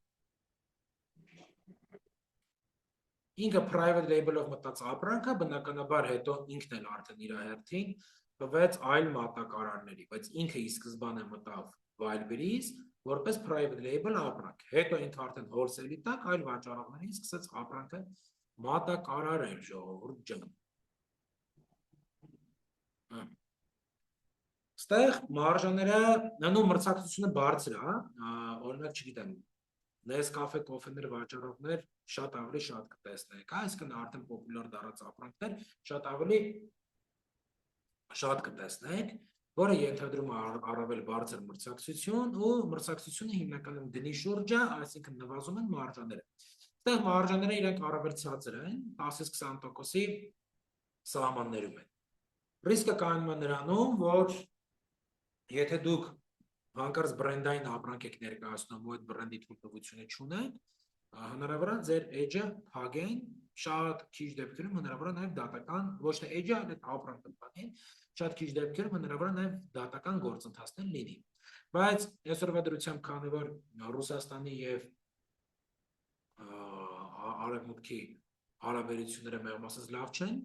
հիմնականում ասենք ինչ-որ լյուքս կոփիների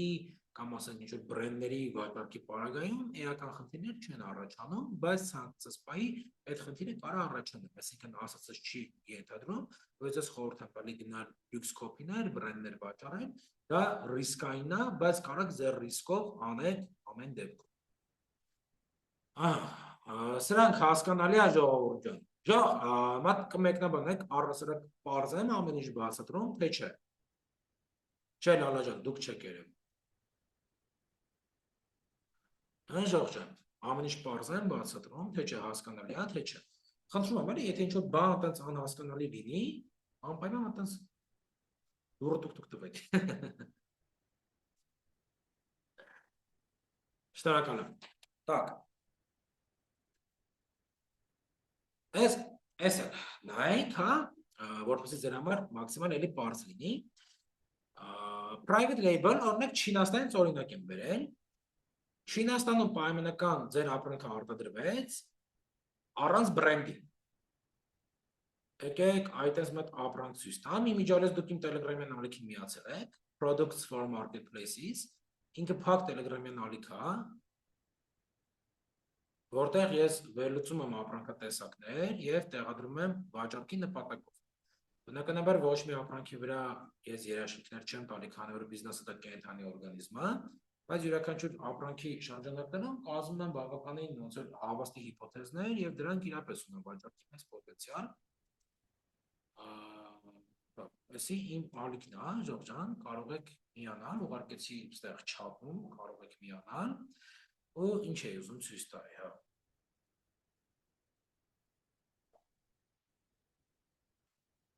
Ինչ է ցույց տալ։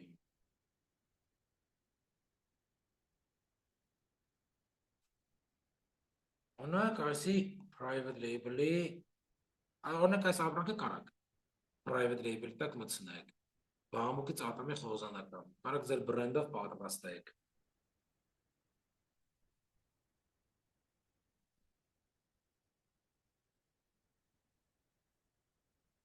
Այսի շատ լավ ապրանք, հա։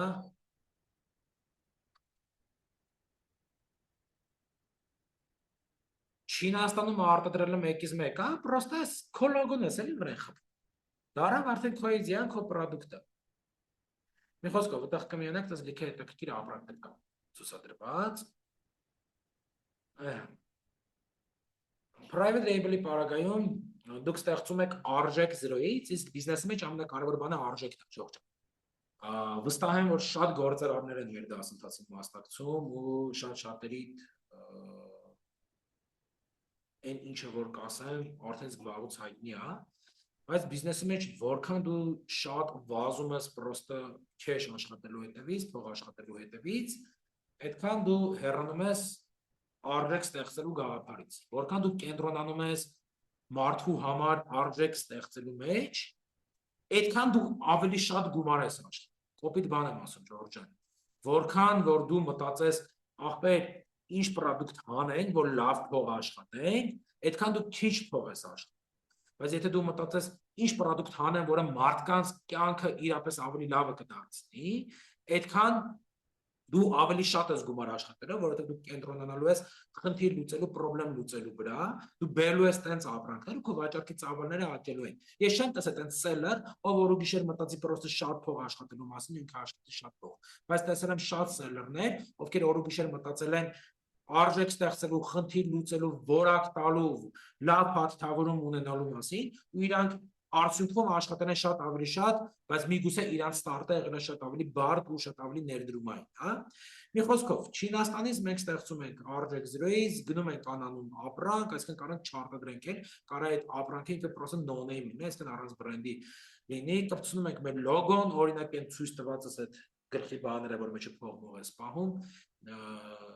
այնտեղ կա, կպցնում ենք մեր լոգոն, ստեղծում ենք գեղեցիկ փաթեթավորում, վաճառում ենք որպես մեր սեփականություն։ Ոչ մեկ իրավունք չունի մտնել ձեր հետ եւ վաճառել այս ապրանքը, այսինքն մենք բրենդավորված գնում ենք, մարդիկ ասում են հենց այս բրենդի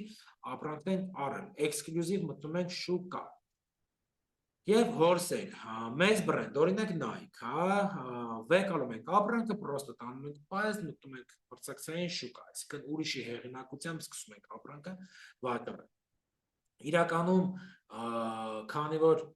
Ռուսաստանում սանկցիոնի ապրանքներ տենց շատ չի մտնում, Հայաստանից մենք շատ լավ շանսեր ունենք wholesale-ի մասով, այսինքն բրենդավորված հայտնի բրենդերի ապրանքներ, թեկուզ հայկական պայստից այնտեղ վաճառել, բայց ռիսկային է, ռեալ կարան ինչ-որ խնդիրներ առաջանան։ Բայց ոնց որ դուք եք մտածում։ Էս էլ է պարզ, Ժողովուրդ ջան։ Հիմա գնանք ամենապարզ կետերին, էսի ինադու եմ վերել վերջ, եկեք հասկանանք ով է VB seller-ը, ով է VB manager-ը։ Viber-ի seller-ը դա մարդ է, ով իրականացնում է բիզնես, այսինքն ինքը հենց այս բոլոր process-ի ներդրողն է, հա։ Դուք բիզնեսն եք անում, դուք ֆինանսական ներդրումն եք անում, դուք մտավոր ռազմավարական ներդրումն եք անում, հա։ Ինչ գումար ակնկալել։ Ճիշտ գրագետ աշխատանքի դեպքում զուտ շահույթը հիմնականում 15-ից 30%-ի սահմաններում է, բայց այստեղ ոչ թե կարևոր է տոկոսը, տեսեք, Ժողովուրդ ջան, դուք կարող $1000 ապրանքից աշխատել 30% մարժա, $300 մեկ ամսում, բայց կարակ օրինակի համար $500 ապրանքից աշխատել 20% մարժա 5 օրում, հա? Հիմա մի դեպքում դուք 30 օրում աշխատեցիք $300, մի դեպքում դուք 5 օրում աշխատեցիք $100, բայց մի դեպքում ձեր մարժան 30% էր, մի դեպքում ձեր մարժան 20%։ Մենք այս cash flow-ն դրամաշարժանառությունը մանրամասն Excel-ով ուսումնասիրենք, բայց marketplace-երում շատ հաճախ առավել կարևոր է փող աշխատելու արագությունը, այսինքն այդ մարժան դու ինչքան ժամանակով ես աշխատում, քան բուն մարժայի չափը, որովհետև իմ համար առավել գրավիչ է ես աշխատեմ 20% 5 օրում, քան 30% 30 օրում, պատկերացրեցիք, չէ՞ ինչ եմ ասում։ Դրա համար ոնց որ այստեղ բացի այս մարժայից շատ կարևոր է թե դուք այս փողը ինչ ժամկետում եք աշխատում։ Մեկնարկային օպտիմալ կապիտալը, եթե Չինաստանից եք վերավաճառ կանում կամ private label եք անում, $1500-ից $3000 սահմաններում է, եթե հայկական լոկալ շուկայից փեթակ սուրմալու Երևան տոնավաճառ առաջնորից եք աշխատում են FBS-ով ասածս տարբերակով, $500-600-700 է կարակ մեկնարկի։ Ներդրումների վերադարձը, օրինակ, չգիտեմ, այս $3000 վերադարձը ինքը 3-ից 6 ամիս կարատևի, հաշվի առնելով նաև այն հանգամանքը, որ Չինաստանից ապրանքի մատակարարումը դեպի Ռուսաստան մոտ 2 ամիս է, այսինքն դա նորմալ է ժողովուրդ ջան։ Բայց եթե լոկալ շուկայից եք վերավաճառ կանում, 3-ից 6 ամիս սպասելու կարիք չկա։ Այստեղ 3-ից 6 ամիս մենք գրել ենք զուտ հաշվի առնելով, որ միայն Չինաստանից Ռուսաստան այս բանին մոտ 60 օր տևում է, պատկերացրեցիք։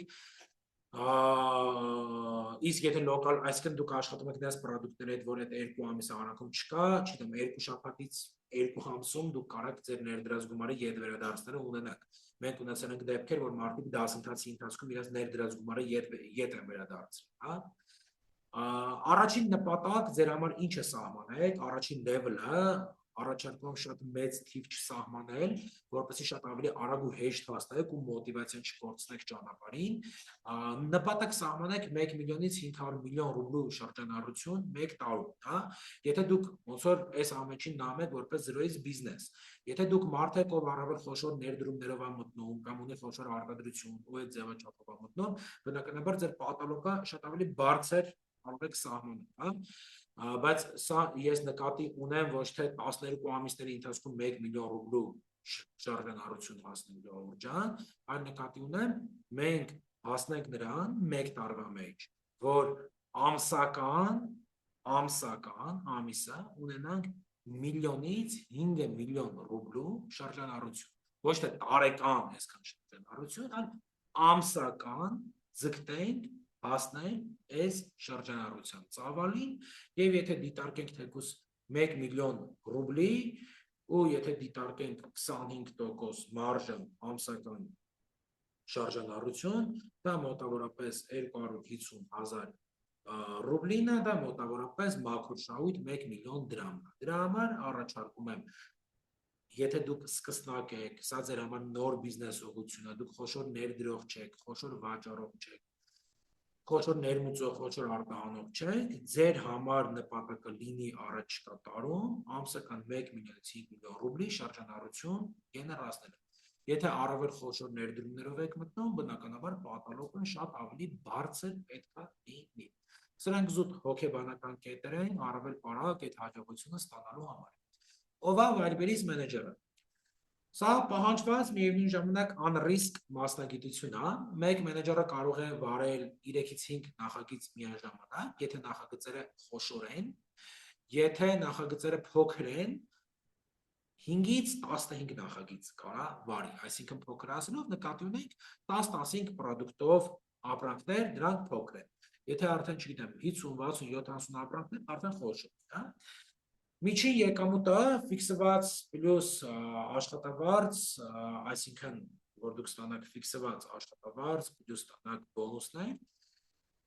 մոտ խոշորների դեպքում $1500 սահմաններ կարա հասնի, եթե նայում ենք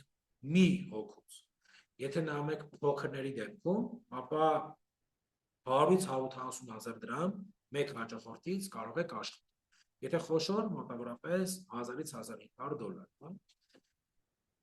Մենեջերի հիմնական KPI-ը, մենեջերի հիմնական ոնց որ անելիքը ինչու՞մն է կայանում,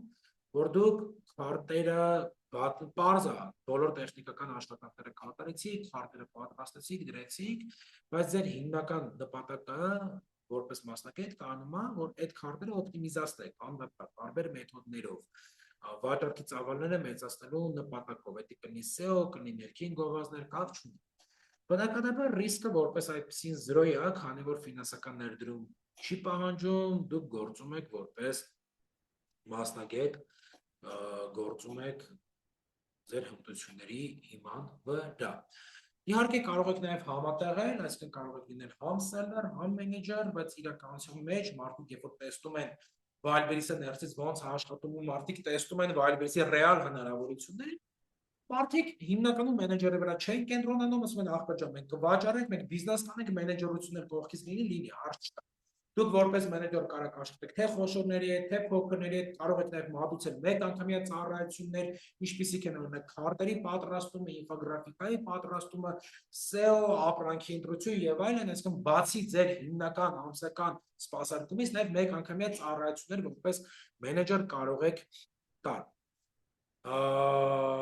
Այսինքն սկզբնական ներդրումը պետք է 1500 դոլար լինի մինիմում։ Ռոմա ջան, եթե աշխատում եք private label, այսինքն աշխատում եք պայմանական Չինաստանից, այո, մոտավորապես 1500-3000 դոլարի սահման, բայց եթե աշխատում եք հայկական լոկալ շուկայից, Փեթակից ապրանքը վեկալում եք, Սուրմալույզը վեկալում եք, Wildberries-ում վաճառում եք, մոտավորապես 500-700 դոլարի սահմաններ։ Այդ ամեն ինչը կարծում եմ շատ մանրամասն ասեցի, ինչ որ բաներ այդտեղ վստահ եմ բաց չեմ թողել։ Հիմա կարծում եմ արդեն ինտերնետը հասկանում եք, որ Wildberries-ը ինքը մշտապես ունի լավ սելլերների կարիք, մասնավորապես որ Wildberries-ը որպես պլատֆորմա հագեցած չի, որոշակիորեն հագեցվածություն ունենք հագուստի եւ կոշիկի ոլորտում, իրանք այդքան լավ նիշաններ չեն համարվում, մի քիչ հագեցվածությունը մեծ է, բայց դա չի նշանակում, որ այդտեղ չպետք է գործունեություն ծավալենք, ուղղակի պետք է մի քիչ ավելի աչալուրջ այդտեղ լինենք, մնացած բոլոր նիշաններում ունենք կամ շատ ցածր հագեցվածություն կամ հագեցվածություն ընդհանրապես չկա, իսկ սա նշանակում է, որ ինքը վաճառողների կարիք ունի, որովհետև ընդհանուր կան ապրանքատեսակներ, որոնք Wildberries-ում ներկայացված չեն։ Մի խոսքով, եթե դուք լավ սելլեր եք, կենտրոնանում եք արժեք ստեղծելու, լավ փաթեթավորում, լավ սպասարկում ստեղծելու վրա, ապա իմացած եղեք, որ ալգորիթմը ձեզ առաջ կտանի, եթե դուք ունենաք 4.5 աստղից բարձր օձիվներ, սա համարվում է լավ ցուցանիշ, գնման տոկոսը, այսինքն պրոցենտ բիկուպը 80%-ը, կոպիտ ասած ապրանքը վաստրատ է արել գնողների ոչ ավել քան 20%-ը, սրանով դուք համարվում եք արդեն լավ պրոդավեց եւ ալգորիթմը ձեր պոզիցիաները բարձրացնում է, ինքը սկսում է սրանով ձեզ վստահել։ Մենք հասկացանք, որ կարևոր հանգամանք է, որ ալգորիթմը մեզ վստահի, հա, մենք օգտագործում ենք կոպիտ ասած տարբեր տրիգերներ, օգտագործում ենք տարբեր մեթոդներ, որովհետեւ մենք Wildberries-ի համար դառնանք վստահելի պարտներ։ Այդ մեթոդները տարբեր են, մի քանիսն են։ Հիմա ասում եմ, այդ մեթոդներից որոշները, այսպես ասած, օձիվները 4.5 աստղ բարձր պահել, դա նշանակում է ապրանքի որակի փաթեթավորման վրա կենտրոնանալ, ու կան այնտեղ լուծումներ, որը բացատրվելու են, ինչ անել, որ հնարավորինս քիչ վատ օձիվներ ստանալ, եւ եթե ձեր ապրանքը լավն է, որակյալն է, լավ փաթեթավորված է, նաեւ պրոցենտ վիկուպը, այսինքն որ գնաց պունկտ VD-չից վեկալան տարան տուն, վազրած չարեցի 80%, այսինքն այն մարդիկ, ովքեր գնացել են մտել են պունկտ VD-չի, ապրանքը վեկալել գնացել են տուն, լինի գոնե 80%, իսկ այն մարդիկ, ովքեր գնացել են պունկտ VD-չի, ապրանքը նայել են հետ են իհարկե, վազրատ են արել, չլինի ավել քան 20%, հա։ Շատ կարևոր է մարքեթինգը, ներքին գովազդի ծախսերը իրականում աճել են վերջին շրջանում, մոտավորապես կրկնապատկվել են ներքին գովազդի ծախսերը առհասարակ մարքեթփլեյսներում, աշխարհի բոլոր մարքեթփլեյսներում, այդ թվում Amazon-ում հիմնական ծախսը ընկնում են գովազդի վրա, ժողովուրդ ջան։ Դրա համար ներկայումս մարքեթինգը ինքը շատ կարևոր է, թե արտաքին թե ներքին մարքեթինգի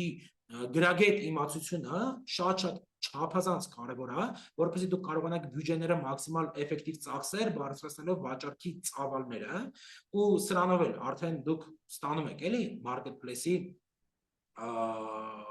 վստահությունը, CTR-ը կոպիտ ասած ձեր ապրանքների վրա որ տեսնում քլիք են անում, ասենք օրինակի համար հիմա այս ապրանքը տեսա, քլիք արեցի, չէ, բայց ոչ բոլոր տեսողներն են, չէ, քլիք անում ժողովուրդ ջան, այսինքն հիմա էսի տեսա, քլիք չարեցի, էսի տեսա, քլիք արեցի, էսի տեսա, քլիք չարեցի, էսի տեսա, քլիք արեցի, ճիշտ է։ Հիմա այդ որի վրա քլիք եմ անում, ինչ է լինում։ 1000 հոգի տեսավ, 100 հոգի քլիք արեց։ Ստացվեց, որ 10%-ը քլիք արեց։ Այդ տերմինը կոչվում է CTR, այսինքն քլիք անողների տոկոսը կոչվում է CTR։ Այդ քլիք ստանալը ինչից է կախված, մեծամասամբ կախված է դիզայնից ու վերնագրից ժողովուրդ ջան, դրա մասին շատ չափազանց մանրամասն խոսալու ենք ու ձեզ բերելու ենք մի կետի, որ դուք լավ քլիքներ ստանաք, այսպես ասած, շատ իդեալական ցուցանիշ է, որ ձեր քարտը տեսնողների 4-ից 8%-ը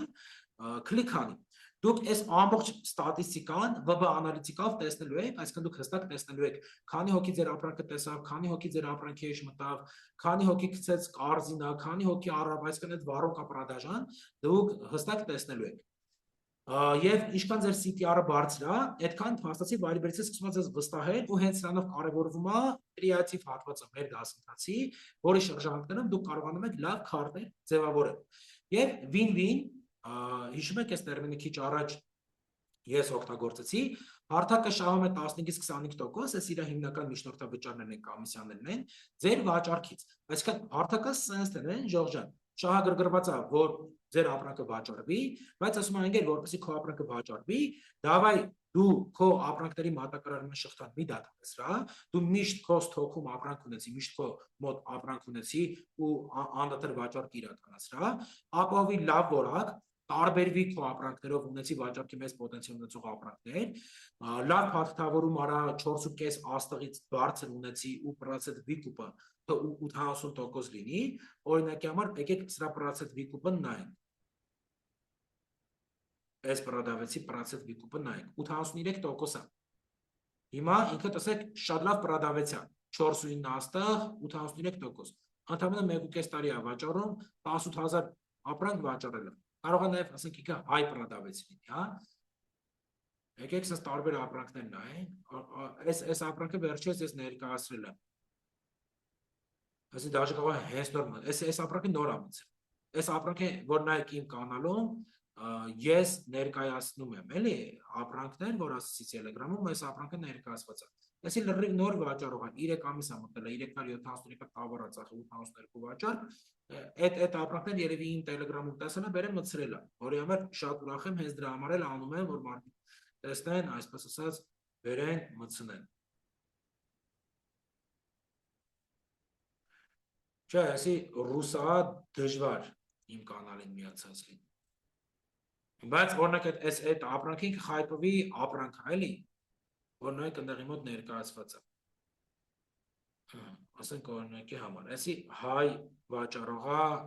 էլի երևի նոր է մտել, 94% վիկուպ ունի, մալադեց, այսինքն մարդը, նու ասենք ինքը 94% վիկուպ ունենալու էր, որովհետև ուտելիք է ծախում, վազվրատի ենթակա չի, այդ 6%-ը զուտ պունկտ չեն մոտեցել, վերցնեն, եկեք էսի նայենք, սենց պրոստ է, էլի, հիմա արագ-արագ նայենք, որպես այդ կետերը պատկերացնեք, հետո ամեն դասին 89%, 19 միլիոն ապրանքա ծախել, 3 միլիոն օձիվ ունի, marketplace նիսկիղցեն, ասենք,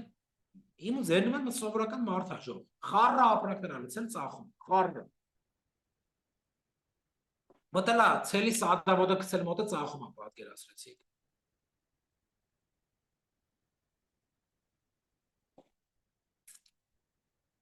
89% վիկուպ լնեք վաճառքի 5 տարի է ծախում։ Մի խոսքով, ասում է, թող այդ ցուցանիշը 80%-ից բարձր լինի, այստեղ հարցնում են, ասում է, ցածր, Ժողովուրդ շատ ցածր կա, պրոստը ես տես ցածր մի բրենդ գիտեմ, չեմ ուզում այդ բրենդը ձեզ ուտեմ, քանի որ հայ վաճառողը մտերին մարդ է, չեմ ուզում տենց ստացվի, որ իր մասին, բայց եկեք սկրինշոթով դա ներկայացնեմ ձեր թույլտվությամբ, զուտ ընդհանուր խանութը չներկայացնում, էլի, այսենց էլ կա, էլի Ժողովուրդ ջան, Էսի ահավորը, էսի բիզնես չէ, էսի տանջանք է, իսկան ընդամենը 24%-ը պատվզներից վեկար է, 6.5 տարվա վաճառողը 24%-ը վիկուպ էսի ինքը տանջվում է այս բիզնեսի ձեռը, հետո ֆինանսական բաներով կնայենք, էլի թե ինչի։ Հայա, բայց Ռուսաստանում ապրանք արտադրվում։ Հագուստի ոլորտից է սենց ասեմ, քանի որ հարցը կա։ Էս էլ սենց, ինչ հնարավորություններ կան Հայաստանում, դե հնարավորություններից առաջինը այն է, որ օրինակ ի տարբերություն ռուսական IP-ների, ռուսական OОN-ների, Հայաստանի հարկային քաղաքականությունը այս պայդրությամբ շատ ավելի մեղմ է ու կարողանում ենք ռուս սելերների նկատմամբ շատ ավելի լավ մրցակցային առավելություն ստանալ, ժողովուրդ։ Երրորդը փաստացի Վայլբերիսը Հայաստանում շատ ահռելի այս սարքեր, որը ավտոմատ բերելու է լիքը գործընթացների առավել արագացման, արտահանում ՀՀ-ից դեպի ՌԴ ու առհասարակ ըստ վիճակագրության փաստացի մարկետպլեյսների միջոցով Հայաստանից ՌԴ արտահանումը թեկուզ եւ հայկական պրոդուկտի հայկական արտադրության 40%-ով աճել է։ Սրա մասին խոսացինք, ինքը նաև Հայաստանը տրանզիտ հաբ է, քիչ առաջ խոսացի, որ ապրանքները, որոնք ուղիղ չեն կարող գնալ Ռուսաստան, կարող են Հայաստանի միջոցով Ռուսաստանում վաճառվել, այդպիսի շատ ապրանքներ կան, բայց ելի են կրկնում, ես չեմ խրախուսում դա անելը, դա իրենց որոշակի ռիսկեր է ենթադրում, բայց օրինակ նույն ստոմատոլոգիայի ոլորտում կան շատ եվրոպական ապրանքատեսակներ, որոնք ոնց որ ատամնաբուժության մեջ օգտագործվում է, բայց հիմա սանկցիաներով պայմանավորված այդ ապրանքը չի կարողանում գնալ Ռուսաստան, մարդիկ այդ ապրանքը Հայաստանում բերում ներկայացնում են հայկական պահեստում, ռուս ստոմատոլոգները Հայաստանից առնում են ու շուկայականից 2-3 թանկը գնով, այսինքն սա ռեալ հնարավորություններ ու կարակ սրա մեջ հնարավորություններ փնտրեք, բայց ել եմ կրկնում, սրա մեջ նաև կան որոշակի ռիսկեր ժողով, okay? Ու ֆինանսական հոսքերն է հիմա շատ լավ է, ՎԲ վճարումները ուղղակիորեն մուտք են արվում ՀՀ բանկեր, այսինքն դուք աշխատում եք ոչ թե Վայլբերիսի ռուսական կամ ղազախական բանկերի հետ, այլ աշխատում եք Վայլբերիսի հայկական բանկի հետ, որը ձեր մոտ նվազեցնում է միջազգային սանկցիաների ռիսկերը, դուք Վայլբերիսի հայկական կամպանիայի հետ եք կոպիտ ասած աշխատում։ Լյուքս կոփիներ նույնպես կարող եք վաճառել, բայց էլ եմ ասում, ինքը ունի որոշակի ռիսկեր ժողովուրդ, շատ վաճառողներ կան, բայց ցույց չգիտենք ինչ կլինի։ Եվ նաև համեմատենք Վայլբերիսն ու սոցիալական ցանցերը, որովհետև ամեն դեպքում դեռ կան մարդիկ, ովքեր ասում են ինքեր խիպ դիմեն Վայլբերիս, հենա կգնամ Instagram-ում կծախեմ, հարց չկա գնանք Instagram-ում էլ ծախի, ոչ մեկ քեզ չի ասում Instagram-ում մի ծախի, ոչ մեկ քեզ դրանով չի սահմանափակում, բայց եկեք նաև մենք որոշակի ցուցանիշներ նայենք։ Instagram-ում եւ Facebook-ում վաճառքի միջին ցուցանիշը 1-2% է, կոպիտ ասած 100 գրողից միջինում 1-2-ն է առնում, իսկ Վայլբերիսում 5-10% է կոնվերսիան, այսինքն վաճառքի ցուցանիշը։ Մեկ գնորդի ձեռքբերման արժեքը 5-20% է, քանի որ մենք Instagram-ում, Facebook-ում վաճառքի հասնելու համար նաև պետք է ակտիվորեն գովազդ օգտագործենք, իսկ Վայլբերիսում որքան էլ որ գովազդները կան ու գովազդները ակտուալ են, ամեն դեպքում Վայլբերիսում նաև օրգանիկ վաճառքները բավականին մեծ տեղ ունեն, եթե դուք ալգորիթմի ճիշտ եք աշխատում, եւ ստացվում է, որ այն կոմիսիոն վճարը, որ դուք վճարում եք, ինքը ձեզ նաև ապահովում է այդ վաճառքը, այսինքն հավելյալ գովազդներ կարող եք չօգտագործել, բայց հավելյալ գովազդներով էլ առավել շատ կարողանաք վաճառել։ Տրաֆիկի բնույթը Instagram-ում, Facebook-ում մենք աշխատում ենք սառը լսարանի հետ, մարդիկ ում մենք դեռ պետքա պատմենք, կոպիտ ասած տաքացնենք, իսկ մարդը Վայլբերիս մտել է, արդեն իսկ գնումներ կատարելու նպատակով, այսինքն ինքը ստեղ արդեն համարվում է տաք լսարան, որոնում է կոնկրետ ապրանք, կատարում է կոնկրետ գնում, այսինքն մենք աշխատում ենք կոնկրետ տաք լսարանի հետ, որը հանգեցնում է շատ ավելի արագ վաճառքների։ Պատվերի մշակում 2-3 ժամ կարատևի մինչև 1 հաճախորդի պարագայում, այսինքն պատվերի գրանցում, պատվերի Yandex-ով առաքման կազմակերպում եւ այլն, այնինչ Վայլբերիսի պարագայում այդ ամենը ամբողջովին ավտոմատացված է, ել չեմ խոսում Վայլբերիսի ընձեռած գլոբալ հնարավորությունների մասին։ Կոմիսիաները ամեն կատեգորիայի համար մերիջան տարբեր են, համապատասխան դասընթացի ընթացքում կանոնադառնանք, այստեղ մի կարևոր նշում եմ կանեմ, Ժողովուրդ, տեսեք, մի հատ հարց տամ ու մի քանի կարևոր նշում կատարեմ, այս կետում ամեն ինչը պարզ էր, թե չէ։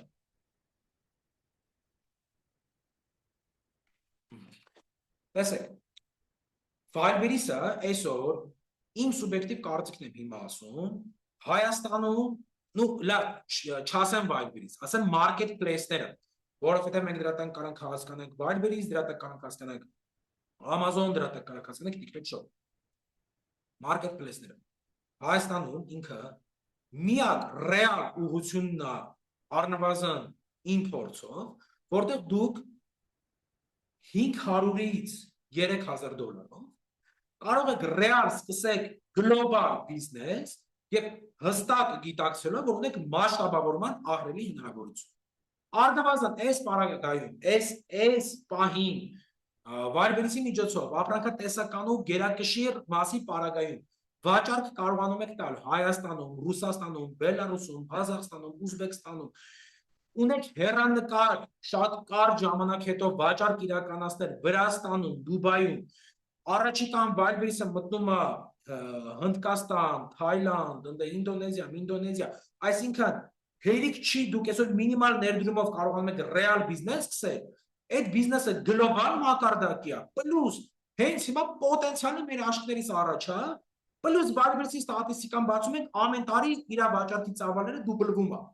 Այսինքն, եթե դուք այս ամենին նայում եք որպես բիզնեսի սկսնակ ուղղություն, իդեալական տարբերակ։ Եթե դուք գործող արտադրող եք, եթե դուք ունեք ձեր ապրանքի վաճառքը Հայաստանում, ունեք խանութներ եւ այլն, այսինքն գործող գործարար եք, բիզնեսմեն եք, Firebase-ը ձեր համար հերթական մասնաճյուղ է, Firebase-ը ձեր համար հերթական վաճառքի ուղի է, որտեղ դուք չպետք է մտածեք լինել թե չլինել, դուք պետք է լինեք Firebase-ում։ Ժող պատկերացրեք դուք ունեք խանութ, օրինակ փեթակում։ Դուք ձեր ապրանքը դրանց ծախում եք։ Ձեզ ի՞նչն է խանգարում, պրոստը բացել Firebase-ի էջը, սովորել Firebase-ի բոլոր գործընթացները, որպեսզի գրագետ աշխատելու մինուսներ չգնան, ձեր նույն ապրանքատեսականին ներկայացնել Firebase-ում, օքեյ, մի պահեստ։ Թող պահեստը լինի ձեր խանութը աշխատեք PBS տարբերակով։ Ժող միանշանակ է, չէ՞ որ վաճառք ունենալու եք։ Ինչի չանել, դա ձեր համար վաճառքի հերթական ուղի է, վաճառքի հերթական պատուհան է, վաճառքի հերթական հարթակ է, ինչի չանել։ Եթե դուք նայում եք այս ամենին որպես մասնագիտական ուղղություն, գնալով Firebase-ում վաճառողները շատանում են։ Ժող, տեսեք, տարիներ առաջ բիզնեսը ինտենսիվ սկսեց գալ Facebook, Instagram, TikTok։ Ի սկզբանե բիզնեսն էլ ինքը իր էջը կառավարում։ Հետո բիզնեսը գնալով զբաղվեց, ասեց, օքեյ, ինձ պետք են մասնագետներ, ովքեր կգան իմ էջով, կզբաղվեն, ինչ որ մեկը կոնտենտ կստեղծի, ինչ որ մեկը գովազդ կդնի։ Տենց սկսեց ձևավորվել SMM մասնագետների հանդեպ պահանջարկը։ SMM մասնագետները հասան իրանց պիկին։ Հիմա բիզնեսը ակտիվ գալիս է Firebase-ից։ Այսօր դուք, չգիտեմ, օրինակ, Մերի ջան, Օֆիլիա ջան, սկսում եք Firebase-ում վաճառել, հո դուք միշտ փոքր վաճառող չեք մնալու։ Էտապային աճելու է։ Չի քննարկվում դա։ Մենք ունենք ուսանողներ տասնյակ միլիոնավոր ռուբլիների վաճառքի։ Տասնյակ միլիոնավոր։ Նույնիսկ մի սկրինշոտով իմ Instagram-ում տեղադրած ռիլերի վրա կա։ Մի խոսքով։ Աճելու եք, հո դուք չեք շարունակելու միշտ մտնեք տեխնիկական աշխատանքը կատարեք։ Ինչ որ մի պայից սկսած դուք էլ չէ անելու եք ռազմավարական մտքի աշխատանքը, վերցնելու եք մենեջեր, ով անի տեխնիկականը կազմակերպչական։ Այսինքն նաև այս պահին շատ ակտիվ ձևավորվում է մենեջերի ուղղությունը։ Այսինքն Ժողովրդան, ասածս գիտեք ինչու՞մն է։ Մարքեթփլեյսների ոլորտը ներկայի եւ ապագայի բիզնեսն է, ներկա եւ ապագայի մասնագիտությունն է։ Այդ ոլորտում խելացի գրագետ աշխատելու դուք հաստատ չեք փոշմանելու։ Եթե ոլորտը համարում եք ձերը, ձեզ կոմֆորտ եք զգում, այս ամեն ինչի իր արտաչան ձեզ տալու է։ Ժողովրդան, այսօրվա դասը ինքը կրում էր բացառապես տեսական բնույթ, ճանաչողական բնույթ։ Այսօրվա հիմնական նպատակը պրոստը ձեզ մոտեցնել այս ամեն ինչի։ Մեր հետագա բոլոր դասերը կրում են բացառապես պրակտիկ բնույթ։ Անցնելու եք բոլոր գործընթացներով, բոլոր ընթացակարգերով։ Ձեզ անհրաժեշտ բոլոր ֆայլերը, ձևանմուշները, չեկլիստերը, կոնտակտները տալու ենք։ Ապրանքին արժեքի հաշվարկման ֆայլեր, կոմիսիայի ցուցակները, Մերի ջան, որ կատեգորիայի դեպքում ինչ կոմիսիա է, որ կատեգորիայի դեպքում ինչ փաստաթուղթ է պահանջվում, մի խոսքով այն ինչը որ ձեզ պետք է այս ոլորտում պատկերիչ աշխատելու համար տալիս ենք, մասնագիտական սպասարկումներ տալիս ենք։ Անչափ շնորհակալ եմ ձեզ այսօրվա դասի համար, ես ընթացքային փորձել եմ բոլոր հարցերին պատասխանել, կարծես բոլոր հարցերին պատասխանել եմ այս պայդրությամբ։ Ամեն դեպքում կխնդրեմ հետագա բոլոր դասերին հարցերը գրել ոչ թե չաթում, այլ էկրանի տակում կամ ձախ ու աջ վերևի անկյուններից որևէ մեկում, նայած ինչ սարքավորում եք օգտագործում,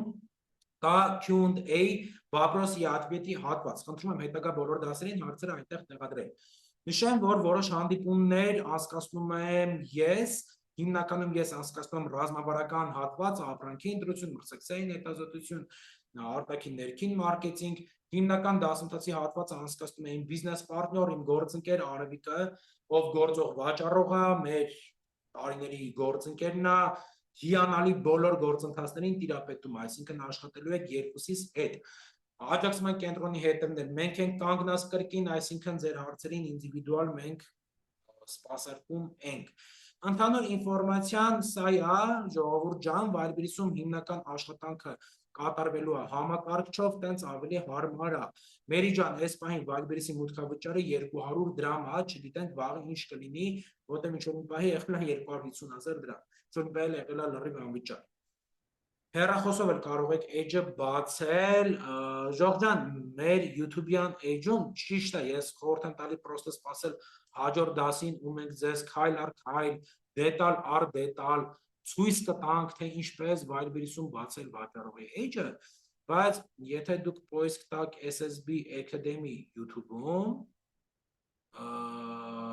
այստեղ, հա, ես 1 րոպե 17 վայրկյանում ձեզ ցույց եմ տալիս, ինչպես բացել եք edge-ը, բայց ամեն դեպքում սխալներ չանելու համար խորհուրդ եմ տալիս սպասել հաջորդ դասին, իմ գործընկերուհի Արևիկը քայլ առ քայլ ձեզ բոլոր մանրամասներով նրբություններով կներկայացնի։ Տարոն ջան, հիմա բացեմ մածը գրանցվում, թե դեռ շուտ է։ Անի ջան, եթե պլանավորում եք վաճառքները առաջիկա մեկնարկել, կարող եք արդեն բացել, հենց դասընթացի ընթացքում մեկնարկենք։ Всё, ժողովուրդ ջան, կարծես հարցերը ավարտվեցին, անչափ շնորհակալ եմ, մեզ լավ ու առողջ համագործակցություն եմ մաղթում, վստահ եմ, որ ամեն ինչ շատ լավ է ստացվելու, ոչ մի բանից չվախենաք, շատ մարդկանց մոտ է ստացվել, ձեր մոտ էլ է ստացվելու, կարևորը վստահ շարժվեք առաջ, իմացեք, որ ձեր մեջքի հետևը կանգնած ենք, հարց լինի, խնդիր լինի, կապ հաստատեք, կսպասարկենք։ Լավ մնացեք, հաջողություն ձեզ։